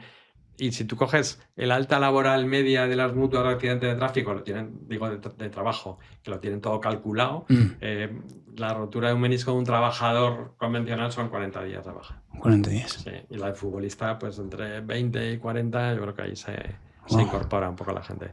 Sí. O sea, que quiero decir, sí, claro, menisco más sano que el ligamento por todo. Tiene tiempo de recuperación más rápido para sobreponerte, o sea, para volver a exponerte a intensidades altas. ¿Cómo te imaginas la medicina o la cirugía de estas dos situaciones de aquí a 20 años? ¿Crees que hay alguna corriente, pues como has dicho, del menisco? Igual no hará falta ni sacarlo ni operarlo, dándole... A ver, ya está, yo me imagino que tú cuando tengas esto tendrás... el paso previo al siguiente que te voy a decir, el paso previo será solo poner un hilo. Pero ese hilo será un hilo que tendrá una serie de componentes que hará que todo el resto del tejido se alinee alrededor suyo. Que lo integre, ¿no? El cuerpo, como has comentado antes, que lo integre bien, como si fuera... Que crezca alrededor, o sea, es decir, algo que estimulará que todas las fibras, dando estabilidad a esa rodilla, se orienten y crezcan hacia... Hoy en día se están utilizando una especie de... en determinadas lesiones de tipo, una especie de sangre con un taponcito que es de colágeno, que anclado en un hilo, lo pones donde se ha roto el ligamento para que ahí crezca un tejido. Una técnica que le llaman de bridge, de puente, y tú hablas inglés mejor que yo. Bueno, bastante bien, de bridge. Sí, pues una técnica de puente que hace que el tejido crezca a través de ahí. Y con el menisco pasará igual. O sea, el secreto, actualmente se utilizan suturas que quedan para siempre, y con el tiempo se utilizarán suturas que desaparecerán. y que lo que harán es guiar al tejido. Y más adelante será probablemente un gel. Un gel. Sí, lo pongas ahí y tenga la capacidad de empezar a producir ahí cambios de tipo genético y biológico que orientará a que ese tejido se repare y se repare con calidad, ¿no? Yo quiero decir, creo que en el futuro lo que vamos a ver sobre todo es genética. Vamos a ver cómo... Eso ya es un tema apasionante. Yo te he dicho que era muy bueno en biología y lo que creo que al final tú te estás viendo como cuerpo, pero lo que trabajan son tus células. El resto, o sea, al final es matriz extracelular, que es lo que rodea a las células, y agua. Entonces, la matriz extracelular es el secreto de todo. O sea, si tienes una buena matriz, las células llegan, se enganchan, se animan y empiezan a producir cosas y buenas. hacen su función. Pero si la célula no se puede enganchar, no tiene sitios donde acoplarse, entonces se van y se inactivan. Y entonces el que hace la función pues es la destrucción, ¿no? De hecho, tú cuando ves tu tejido tienes dos tipos de células, las residentes, que son el condrocito, el osteocito, el fibrocito, lo que mantiene el tejido. Cuando aparece una lesión, vienen las células no residentes, vienen los leucocitos, los macrófagos, que tienen la misión de limpiar y después de ahí viran. El mismo macrófago de T1 pasa a T2 y ese macrófago T2 pasa de comer a participar un poco en quitar y poner lo que... Entonces, todo eso es lo mismo que te limpia lo que luego te perjudica. Tus células. Por eso las células madre son tan populares ahora, porque son capaces de convertirse en cualquier... Lo que necesitan son señales y entornos, ¿no? Entonces, claro, tú te puedes expresar si el entorno... Si tú eres un cantante melódico, como vayas a un concierto de reggaetón, no te puedes expresar, bueno, ni te oyen.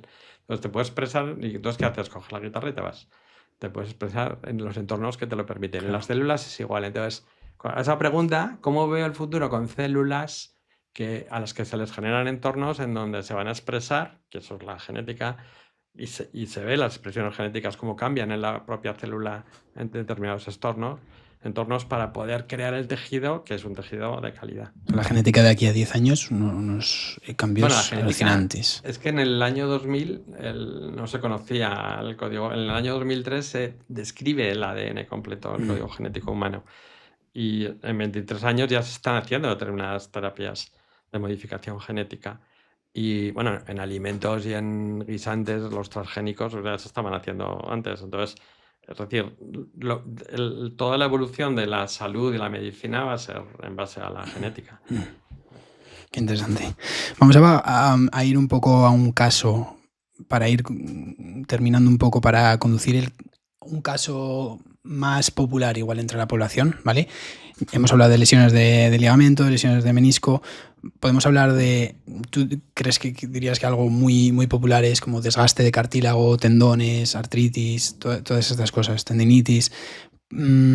¿Cuál crees que es la que más complica la vida del día a día de una persona normal? O sea, del día a día es que es distinto. El día a día que lo que termina siendo una enfermedad seria y grave. ¿Vale? Yo te diría, lo que termina teniendo que te limita y te incapacita es el cartílago, que es la artrosis. O sea, si tienes que preservar algo con cariño es tu cartílago, porque en el momento que se pierde, el problema que tiene es que esa matriz extracelular es muy difícil de recuperar. ¿Vale? Y el condrocito es incapaz de coger y regenerar un cartílago porque son muy pocos. Aunque vayan de 2 en 2, que van en parejas, pero son muy pocos y tienen muy poca capacidad de regenerar ese cartílago. Sin embargo, en el día a día, lo que limita más a la gente son los tendones. O sea, epicondilitis, fascitis plantar, las tendinitis del hombro. Es decir, cuando tú hablas de los discos, incluso de la columna, pues el disco es una estructura que es parecida a la tendinosa, que si se rompe, pues sale el contenido del disco. Entonces, lesiones tendinosas en el día a día que te retiran o que te cambian la situación vital, cartílago. Vale. Pues vamos a hablar de estas dos un poco, ¿vale? Del cartílago y de las lesiones tendinosas. ¿Cómo puedo yo preservar mi cartílago de la mejor manera posible? ¿Hay algo que pueda hacer? Sí, irte al espacio, porque claro. hay gravedad, pero llamo a Elon Musk ahora. Pero sabiendo que no te vas a ir fácilmente al espacio, lo más parecido al espacio es el agua. Entonces, nadar, ejercicio en el agua, es buenísimo para el cartílago. Incluso si lo tienes mal, dentro del agua es difícil que te duela una artrosis, ¿vale? Lo siguiente más parecido es el ciclismo, la bicicleta, el deslizamiento. Porque es que el cartílago se forma cuando las superficies se deslizan. Incluso cuando te rompes un hueso y no queda bien pegado, lo que se forma en medio es cartílago, se llama pseudoartrosis. Se forma como una neoarticulación, pero se llama pseudoartrosis porque aparece como una articulación en medio de los dos huesos y eso es cartílago. Entonces, o sea, en lo práctico ya sabes, nadar y montar en bicicleta son cosas que te ayudan a preservar el cartílago.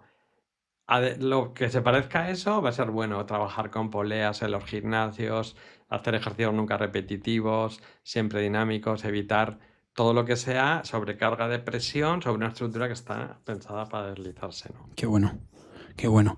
Y pasando a estas lesiones tendinosas. Las lesiones tendinosas, el tendón es algo que se inserta en un sitio, es la inserción que se hace en el hueso del tendón y del que tú tiras. Pues mira, un tendón es hueso y por encima de ese hueso hay una superficie de cartílago. Y luego es un fibrocartílago que acaba convertido en fibra y luego en músculo.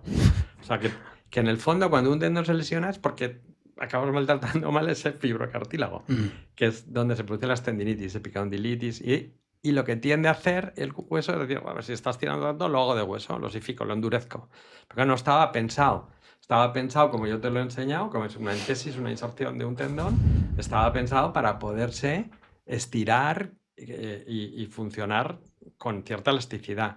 Cuando eso se endurece, pues claro, ¿qué pasa? Que aparece dolor, disconfort, y entonces, claro, es la epicondilitis que dura un montón, es que son lesiones que duran hasta que todo aquello se remodela, duran 18 meses, 5 años, porque cuando el tejido fibroso se estropea, no es que se forme una cicatriz, la cicatriz no te gusta, es tensa, entonces tienes que remodelarlo entero. Entonces, todo eso son procesos muy lentos, muy lentos. Entonces, ¿qué pasa?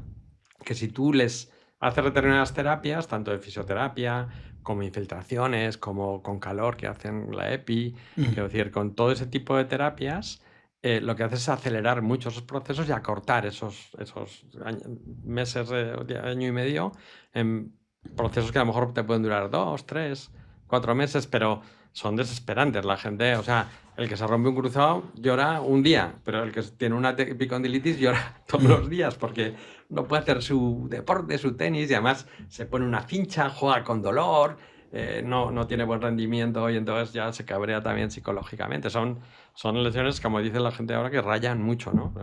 Y ocurre por repetición de algún gesto siempre. Esas son de lo que hemos dicho de fatiga. O sea, hemos dicho que hay lesiones que se producen por una fractura, por el ligamento cruzado, por exceso de tensión, milisegundos de respuesta y se rompe. Estas son de fatiga. Los ingleses distinguen entre lo que llaman overuse, ¿no? Es decir, sobreuso, pero también habría otra lesión que en vez de sobreuso es por repetición, ¿no? Porque lo que llaman overinjury. O sea, son mini esfuerzos muy pequeñitos que se repiten mucho en el tiempo. Claro. Te voy a decir una lista de deportes, ¿vale? Y me gustaría si pudieras calificarlos del 1 al 10 con el riesgo de lesión que hay de rodillas, ¿vale? En este caso. Entonces, si te digo... espera, luego lo uno. ¿Dónde están? Aquí, vale. Si te digo tenis. El tenis no es muy lesivo para la rodilla. Hoy mismo Sinner ha hecho un gesto que en el fútbol se hubiera roto en Wimbledon y no tiene tacos, son suelas planas. Entonces sí que es verdad que hay gente que se rompe el ligamento, probablemente la pista dura que te puede enganchar un poco sea más lesiva, pero tierra batida y hierba son superficies que yo considero seguras para la rodilla, aunque alguno hace poco en Roland Garros creo que hubo una que se rompió el ligamento, pero claro, ya hace falta tener mala suerte. ¿Del 1 al 10? Un 3, te diría. Un 3. ¿El CrossFit? CrossFit me parece un antideporte, quiero decir, a mí me parece estupendo porque que la gente viene mucho a la consulta cuando hace CrossFit, pero además con lesiones serias. Lo que pasa es que hay muchos CrossFits, ¿vale? Entonces yo te lo pondría en el 8, pero cuando se hacen cosas muy incontroladas, ¿vale? pero no solo para la rodilla, como deporte lesivo en general. ¿Crees que es antideporte en cuanto a que es muy lesivo? Creo que o sea, el CrossFit lo puedes hacer cuando tú estás muy bien.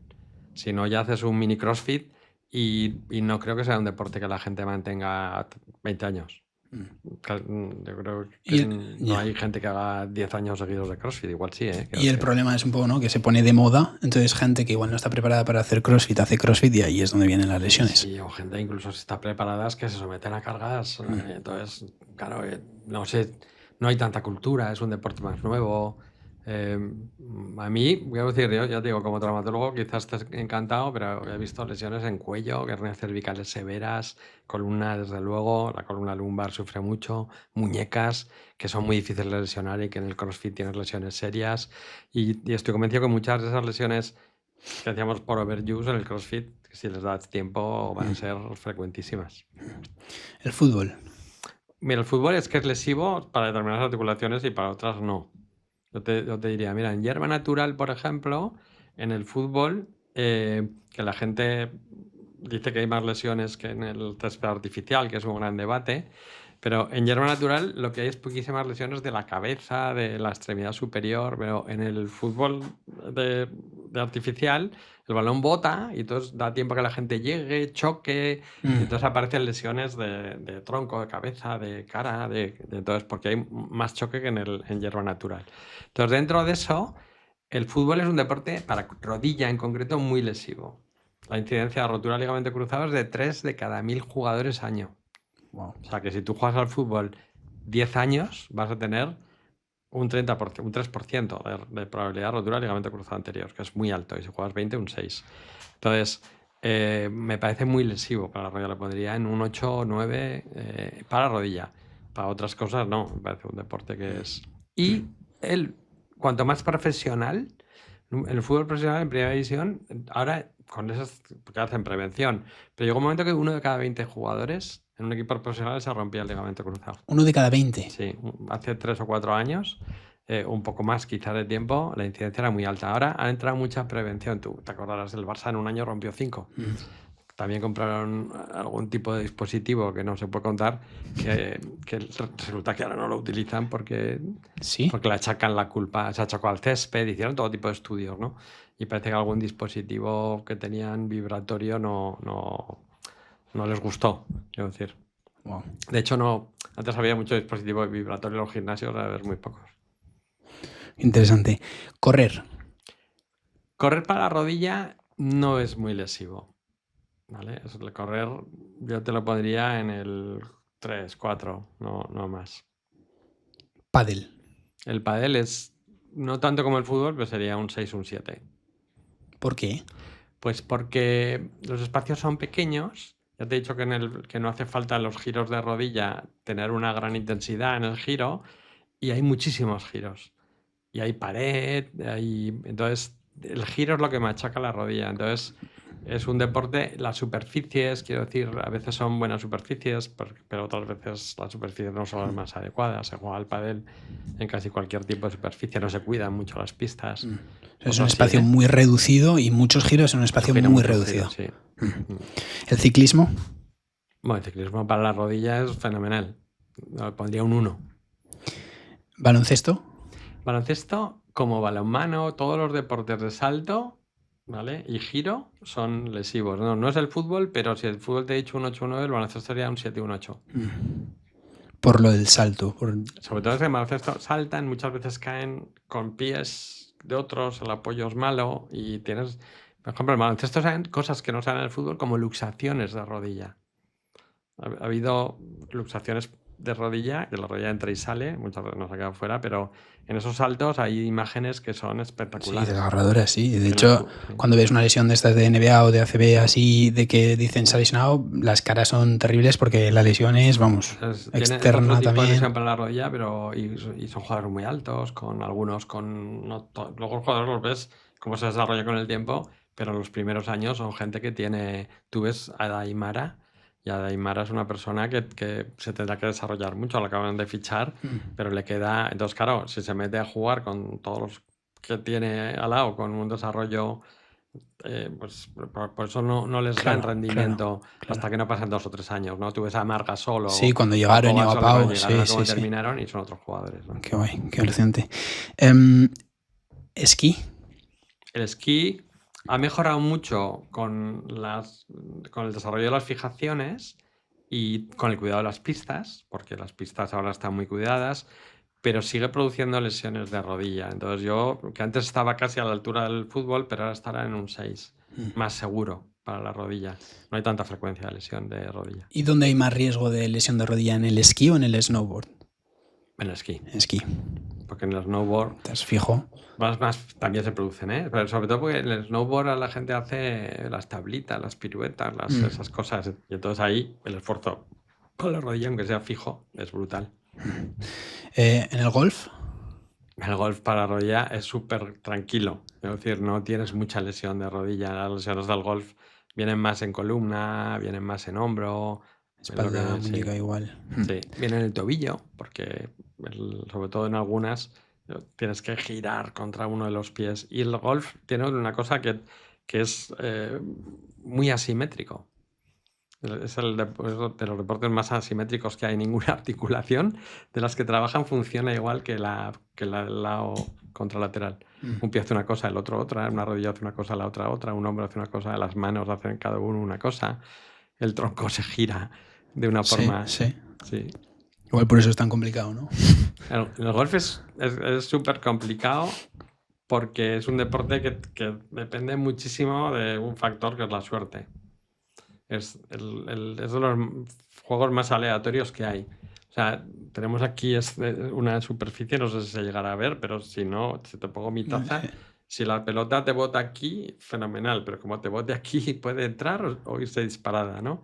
Entonces, en un palmo, que es un tiro perfecto, el resultado puede ser un éxito o el fracaso. Ha habido... A mí me encanta jugar al golf y me encanta ver golf. Ya ha habido hace poco el US Open, y en el US Open han jugado en un campo que no me acuerdo el nombre, pero era terrorífico porque te botaba la pelota en el green y se podía salir del green 15 metros o quedarse. Y era una distancia de golpe, 20 centímetros. El mismo golpe, un golpe buenísimo con un resultado. Y eso en pocos deportes se da. Pero tiene la ventaja, a ti que también sé que te gusta el golf, tiene la ventaja que el golf te permite... Yo puedo jugar con Jon Rahm un partido de golf y hago 25 golpes más que él. O sea que en alguno yo hago un golpe más y en otros hago 2 más. Pero con Alcaraz yo no puedo jugar al tenis. Claro. E incluso puedes competir, porque Sí, por todo el handicap y todo, quiero decir. Y disfrutamos del día los dos. Encima, pues el jugador que es mejor te enseña... te da consejos, es decir, y luego durante el partido de golf te da tiempo, podríamos haber jugado al golf y grabarnos y podríamos haber tenido perfectamente esta misma charla Totalmente. Y haber disfrutado. Y esos pocos deportes, yo tengo un amigo que dice, a mí me gusta el golf porque la pelota te espera. Se queda quieta y te espera que tú llegues para que le des, no tiene prisa. Eso pasa en pocos deportes. Y con Alcaraz al tenis, pues como has comentado antes, ¿no? Poder jugar puedes, pero claro. Con Alcaraz porque yo, vamos, puedes pasar de 2 bolas. Eso es, puedes estar, vaya. ¿Y el rugby? El rugby es parecido al fútbol para la rodilla. Yo creo que es bastante lesivo porque hay mucha rotura. Lo que pasa es que como es un deporte menos frecuente en España, pues no tenemos esas incidencias. Pero aquí que hay equipos de rugby, yo he operado cuando he estado trabajando para las federaciones deportivas en la clínica, he operado bastantes jugadores de rugby. Si no recuerdo mal, el más lesivo sería el fútbol.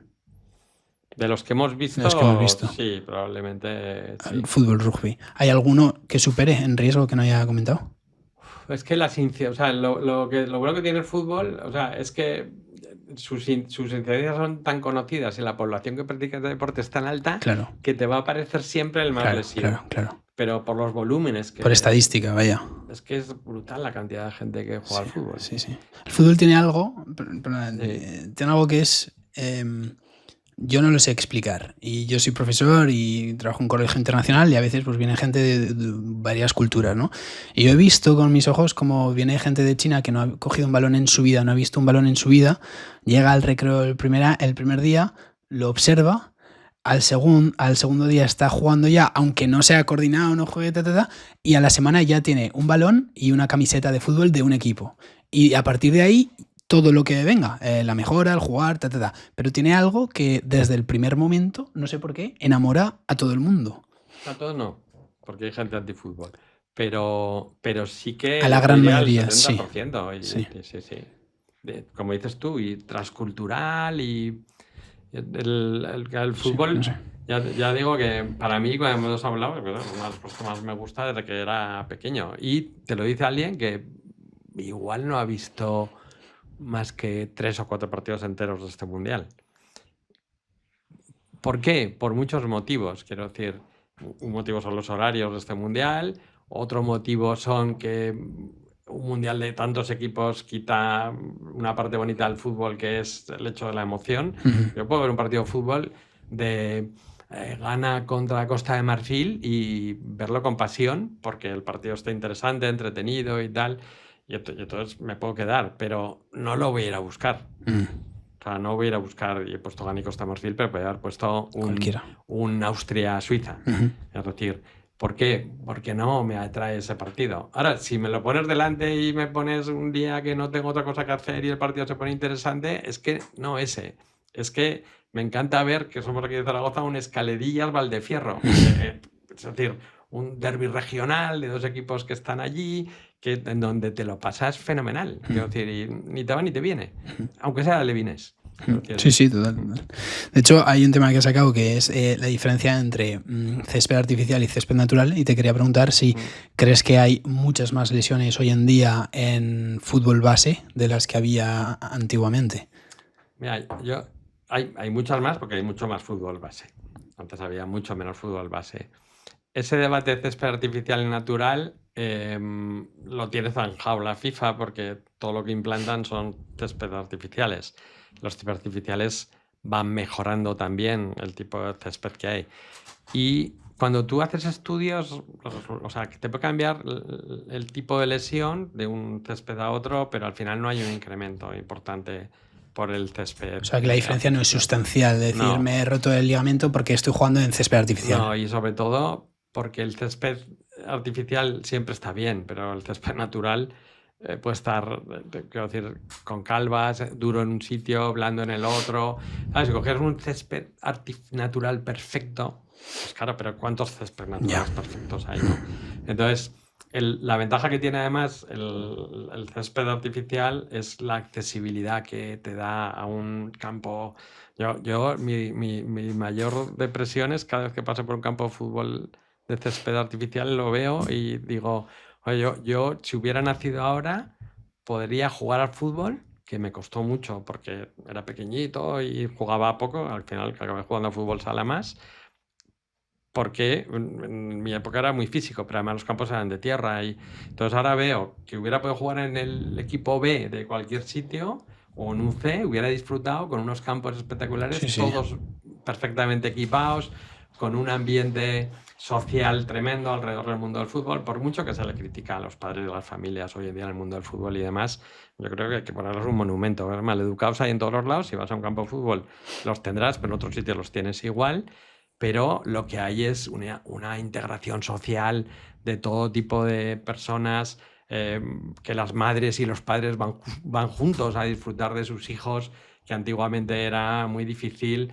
Ves muchísima felicidad alrededor del mundo del fútbol, mucha más que los hechos aislados que hay de pues algún energúmeno que pueda haber en cualquier lado.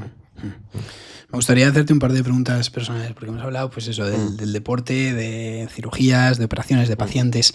Te voy a hacer un par de preguntas de ambos campos, ¿vale? Refiriéndonos al campo de tu profesión, de la rodilla, de las operaciones, de los pacientes, ¿cuál es el aprendizaje que te llevas de todos estos años? El aprendizaje... O sea, ¿qué te ha enseñado ver tantas rodillas o tratar con tantos pacientes? ¿Cómo has inculcado tú algún aprendizaje que has tenido que te ha destacado más a tu día a día o a tu manera de afrontar los problemas o ver las cosas? Pues mira, el aprendizaje que me llevo más es que de la relación mía profesional, no solo de las rodillas, sino con pacientes, es que he dejado de creer en los estereotipos al 100%. Porque cuando tú te relacionas con pacientes, es que te das una rodilla y una persona, te das cuenta que las primeras impresiones normalmente son absolutamente diferentes a lo que es ver una persona cuando está débil. ¿Vale? Esta mañana mismo, quiero decir, me he apuntado en mi iPad, me lo he apuntado escrito, porque digo, esto me lo voy a apuntar que si no se me olvidará. Ha entrado una paciente con su marido o pareja, ¿no? Y cuando lo he mirado, lo tenía con una cara de antipático al hombre. Digo, qué tío tan antipático, está pobre que está aquí. Y conforme he ido pasando la consulta, al final el hombre ha sonreído y se ha despedido varias veces dándole las gracias y tal. Y cuando se ha ido, he dicho, joder, qué tío tan majo y tan simpático. Y era, lo primero es la impresión de esa cara. Entonces, yo siempre he tenido la tendencia, como todos los seres humanos, a etiquetar a la gente por lo que por lo que sea, lo que he visto, es que no, que a las personas hay que darle su tiempo, como al vino, para que vaya mostrándose como es, ¿no? Y que cuando tú quitas esas capas, empiezas a ver que muchas de las personas con las que has tratado en tu vida son personas que son mucho mejores de lo que te hubieran parecido en un principio, ¿no? Y que por tanto a la gente hay que darle una oportunidad. Tiene poco que ver con la medicina, pero a la vez mucho también, porque este vínculo del que hablábamos antes, ¿no? Los médicos, quiero decir, tenemos que atender a tratar a todos. Y aún es más, si hay alguno que al final y después de todo, que son muy poquitos, no te cae bien, lo tienes que tratar igual de bien. Quiero decir, ¿por qué? Porque tú no puedes elegir. Él es como es, pero tú lo tienes que tratar como si te cayera el mejor de tus pacientes, porque tiene que ser así.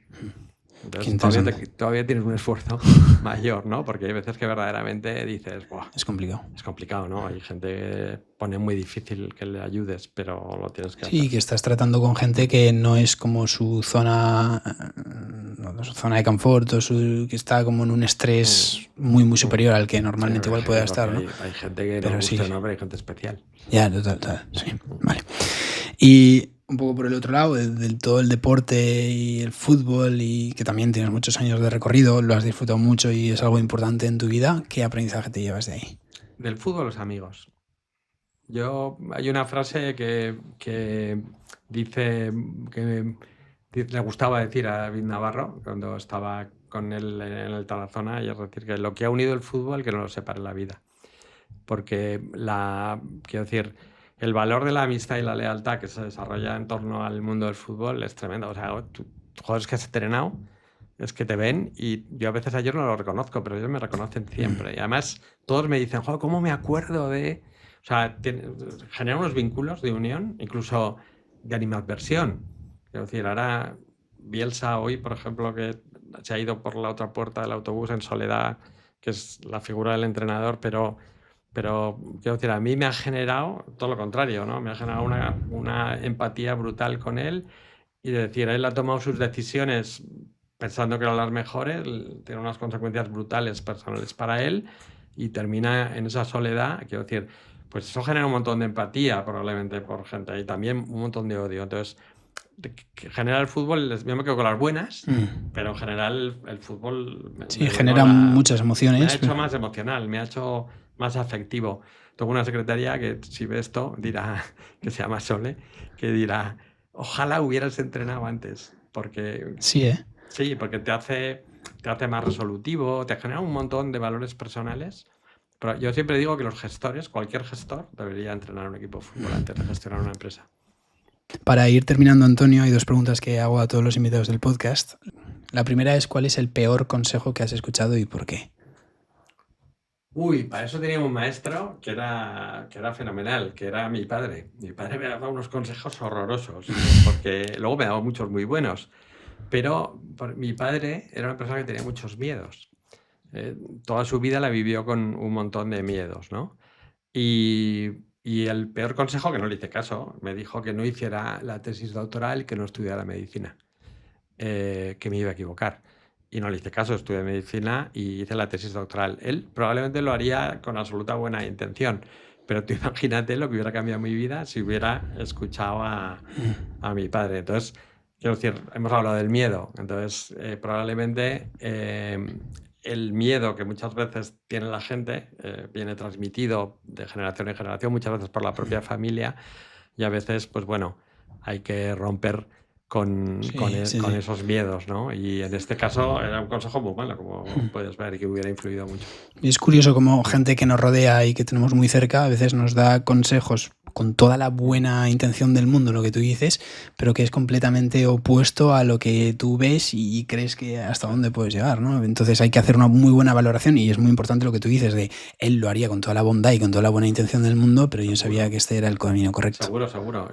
Pero por eso te digo que es el peor porque venía, o sea, porque hubiera sido trascendente para mi vida y venía de una persona que normalmente, pues bueno, suele ser la persona que más consejos da en tu vida. Luego, luego me dio buenísimos. Uno, por ponerle uno malo, pues le pongo uno bueno. Él decía siempre que en la vida, para la gente sobre todo joven, que hay que huir de los primeros dineros fáciles, ¿no? Que esto significa que tus primeras decisiones laborales no tienen que estar basadas en el dinero. Entonces, ese consejo, por ejemplo, yo sí lo he seguido mucho, mezclado con mis hijos, ¿no? Yo a mis hijos les he dicho siempre que tienen que luchar por lo que les gusta. Entonces, cuando han tenido un trabajo, digo, ¿pero este te convence? ¿Tú qué quieres? Entonces, todos han luchado para hacer cosas que les han gustado y han llegado a sitios donde, y algunos siguen luchando, ¿no? Por eso, pero ya digo, ese consejo que me dio mi padre de lo traducido, ¿no? Porque son consejos de otra época, significa que tienes que luchar por tus sueños. Y fíjate qué antitético, ¿no? Un padre que te da un consejo de que no hagas lo que tú lo que puede ser tu sueño, a la vez te está diciendo que luches por tus sueños. Y eso porque todos tenemos esa dualidad dentro de nosotros mismos. Somos capaces de defender una cosa y la apuesta, ¿no? No ser del Madrid y del Barça, porque eso ya es demasiado.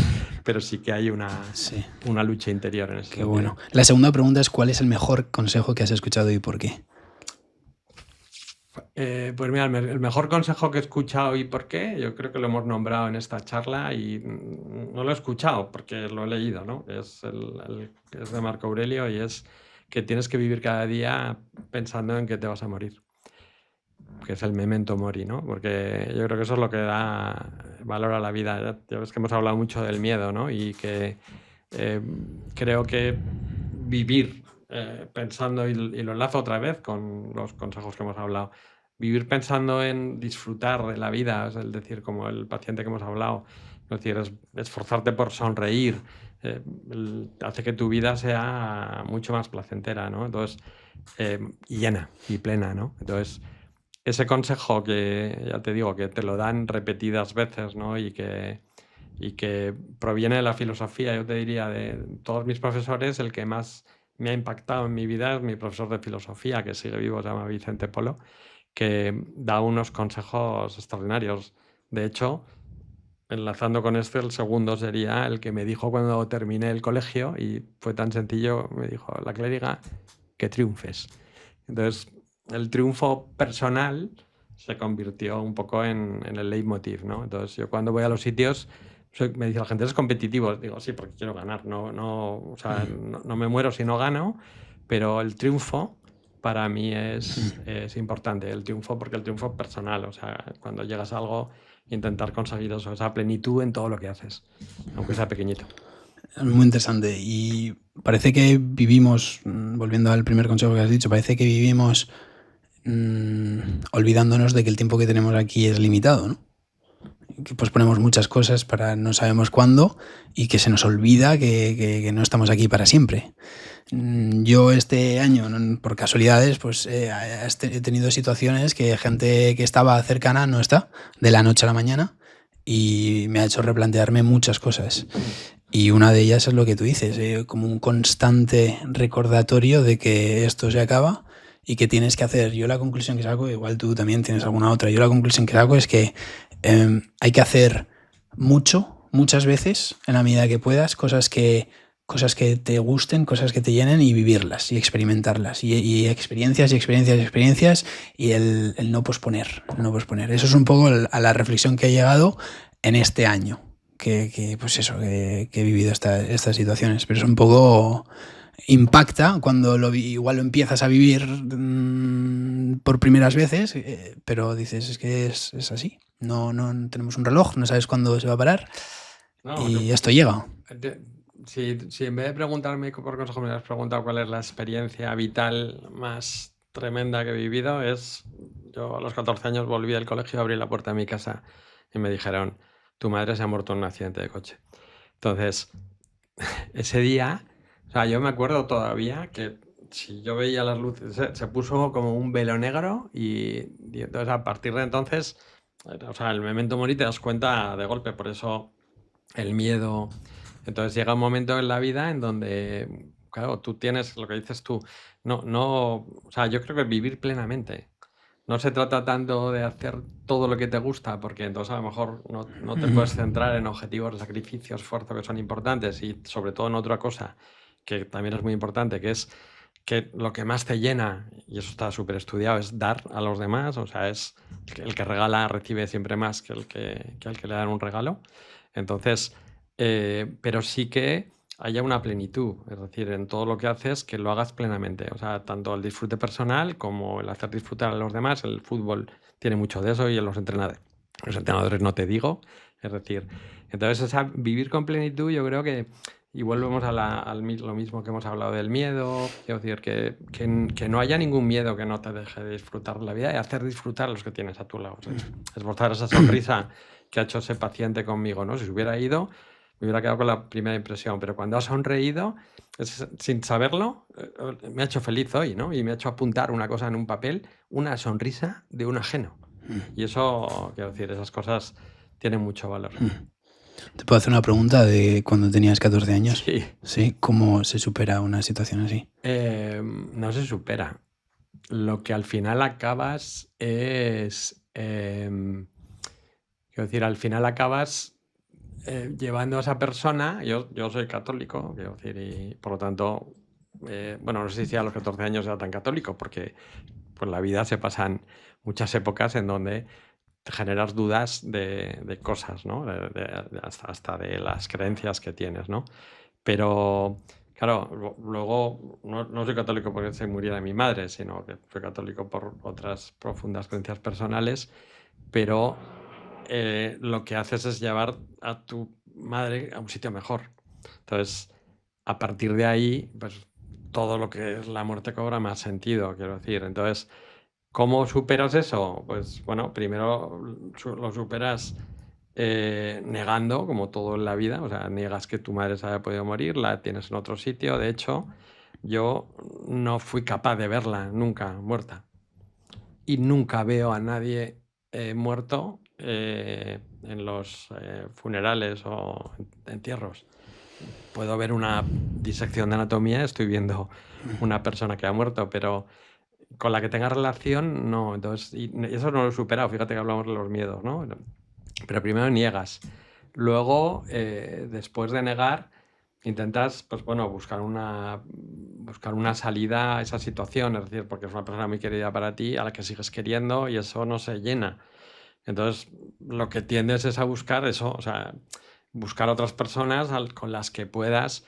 Ten en cuenta que yo, a la vez que tuve esa situación, mi padre además trabajaba fuera. Yo tenía 5 hermanos más pequeños que yo, ¿no? Entonces me convertí un poco en padre y madre de mis hermanos más pequeños y aún siguen mis hermanos respetando mucho de las decisiones que tomo, y algún sobrino me llama el capo porque todos me tienen muy... Y eso es porque, entonces, bueno, pues la cercanía, que en torno a la cercanía, porque si eres el padre y la madre de tus hermanos te tienen manía, pero tú estabas dando algo por ellos, ¿no? Entonces, bueno, pues de alguna forma vives la vida, o sea, te conviertes un poco en tu madre a través de tu propia vida, ¿no? Y igual que con mi padre, pues bueno, que con mi vida pues teníamos muchos debates, por llamarlo de alguna manera. Conforme se fue haciendo mayor, se convirtió en una persona mucho más humana, mucho más cercana, porque la gente cambia en la vida, ¿no? Entonces, y una vez que se van, pues, quiero decir, si te quedas con lo bueno de ellos, mi madre solo me he quedado con las cosas buenas y sigue viviendo en mí a través de la creatividad, que tenía una creatividad brutal, la alegría. Quiero decir, mi madre era súper divertida, tocaba el piano, era muy guapa además y muy sociable. Entonces yo creo que todo eso ha ido impregnando en mí y de alguna forma mi madre me ha llenado a través de mi propia vida. Y no sé si eso explica, Sí. pero Tiene yo creo que se ha sentido. ido superando así, ¿no? Qué Y aún la interesante. sigues echando de menos, quiero decir. Y lo que peor puedes hacer es pensar si tenías que haber hecho más o en un momento concreto o tal, o porque yo he perdido esto, todas esas cosas que hay otras personas, esas creo que te ayudan un poco a superar, ¿no? Es acercarte a los que están a través del presente, de cómo se relacionan contigo. Ayer terminé un libro que decía solo los vivos pueden dar a los vivos. Sí. Y tú puedes dar lo que los ya fallecidos hubieran dado a través de tu actitud, ¿no? Es decir, tu madre, todos esos 14 años me dejó un montón de cosas. Quiero decir, y mi padre, que vivió 93, también, quiero decir, me dejó cosas de todo tipo. El otro día había un libro de psicología bueno, no, era un podcast yo creo que lo entrevistaste, porque o no sé, era Miralles o uno de estos, pero no me acuerdo si era él, pero sí que tenía que ver con este entorno, que en un momento concreto decía que un mal padre educa tanto como un buen padre, porque un padre es una referencia. Entonces, muchas veces decimos, no, es que tuvo un padre horroroso y entonces es horroroso, ¿no? Hay gente que tiene un padre horroroso y luego es un tío... Porque el padre es referencia a lo bueno y lo malo. Luego tu padre hace cosas muy mal, ves un padre que hace cosas muy bien y dices, esto está bien. Pero mi padre se equivoca. Y tú te equivocas con tus hijos, vamos. Tú todavía no tienes hijos, pero tienes jugadores. Y con tus jugadores te equivocas, pero eres la referencia porque eres el entrenador, ¿no? Entonces, un mal entrenador también enseña de fútbol. Siempre y cuando el que lo recibe lo vea con un espíritu crítico, porque esa es la otra, ¿no? Lo sabe valorar. El espíritu crítico es algo que se debe formar permanentemente. Es un placer escucharte, Antonio. De verdad, es fascinante escucharte hablar de tu profesión, de las ganas que tienes de aprender, de toda tu experiencia y de cómo transmites de una manera tan transparente muchos conocimientos o muchas cosas que parecen ser difíciles. Y no solo hablo de la medicina, pero que los transformas en fáciles. Así que gracias por tus palabras. No, a ti, porque ya digo que me parece, quiero decir, apasionante que una persona como tú, que tienes trayectorias, hayas hecho tantas cosas y sigas, o sea, tus mensajes, como uno que has dicho, que quieres vivir con intensidad cada momento y cuantas más cosas mejor la experiencia. Probablemente eso te hará ir mucho más rápido en la vida en muchas cosas y al final volvemos a lo mismo, ¿no? Es decir, el hecho de que ni la edad, ni tener muchos años, ni tener pocos años te da la felicidad ni te da la plenitud en lo que vives, sino el hecho de luchar por lo que uno hace. Y una persona como tú, con tu edad, con un podcast como esto, con tu proyecto, con tu pequeña historia personal de la que algunas veces hemos hablado, también supone un importante aprendizaje. Por tanto, estoy encantado de venir aquí. Te lo agradezco.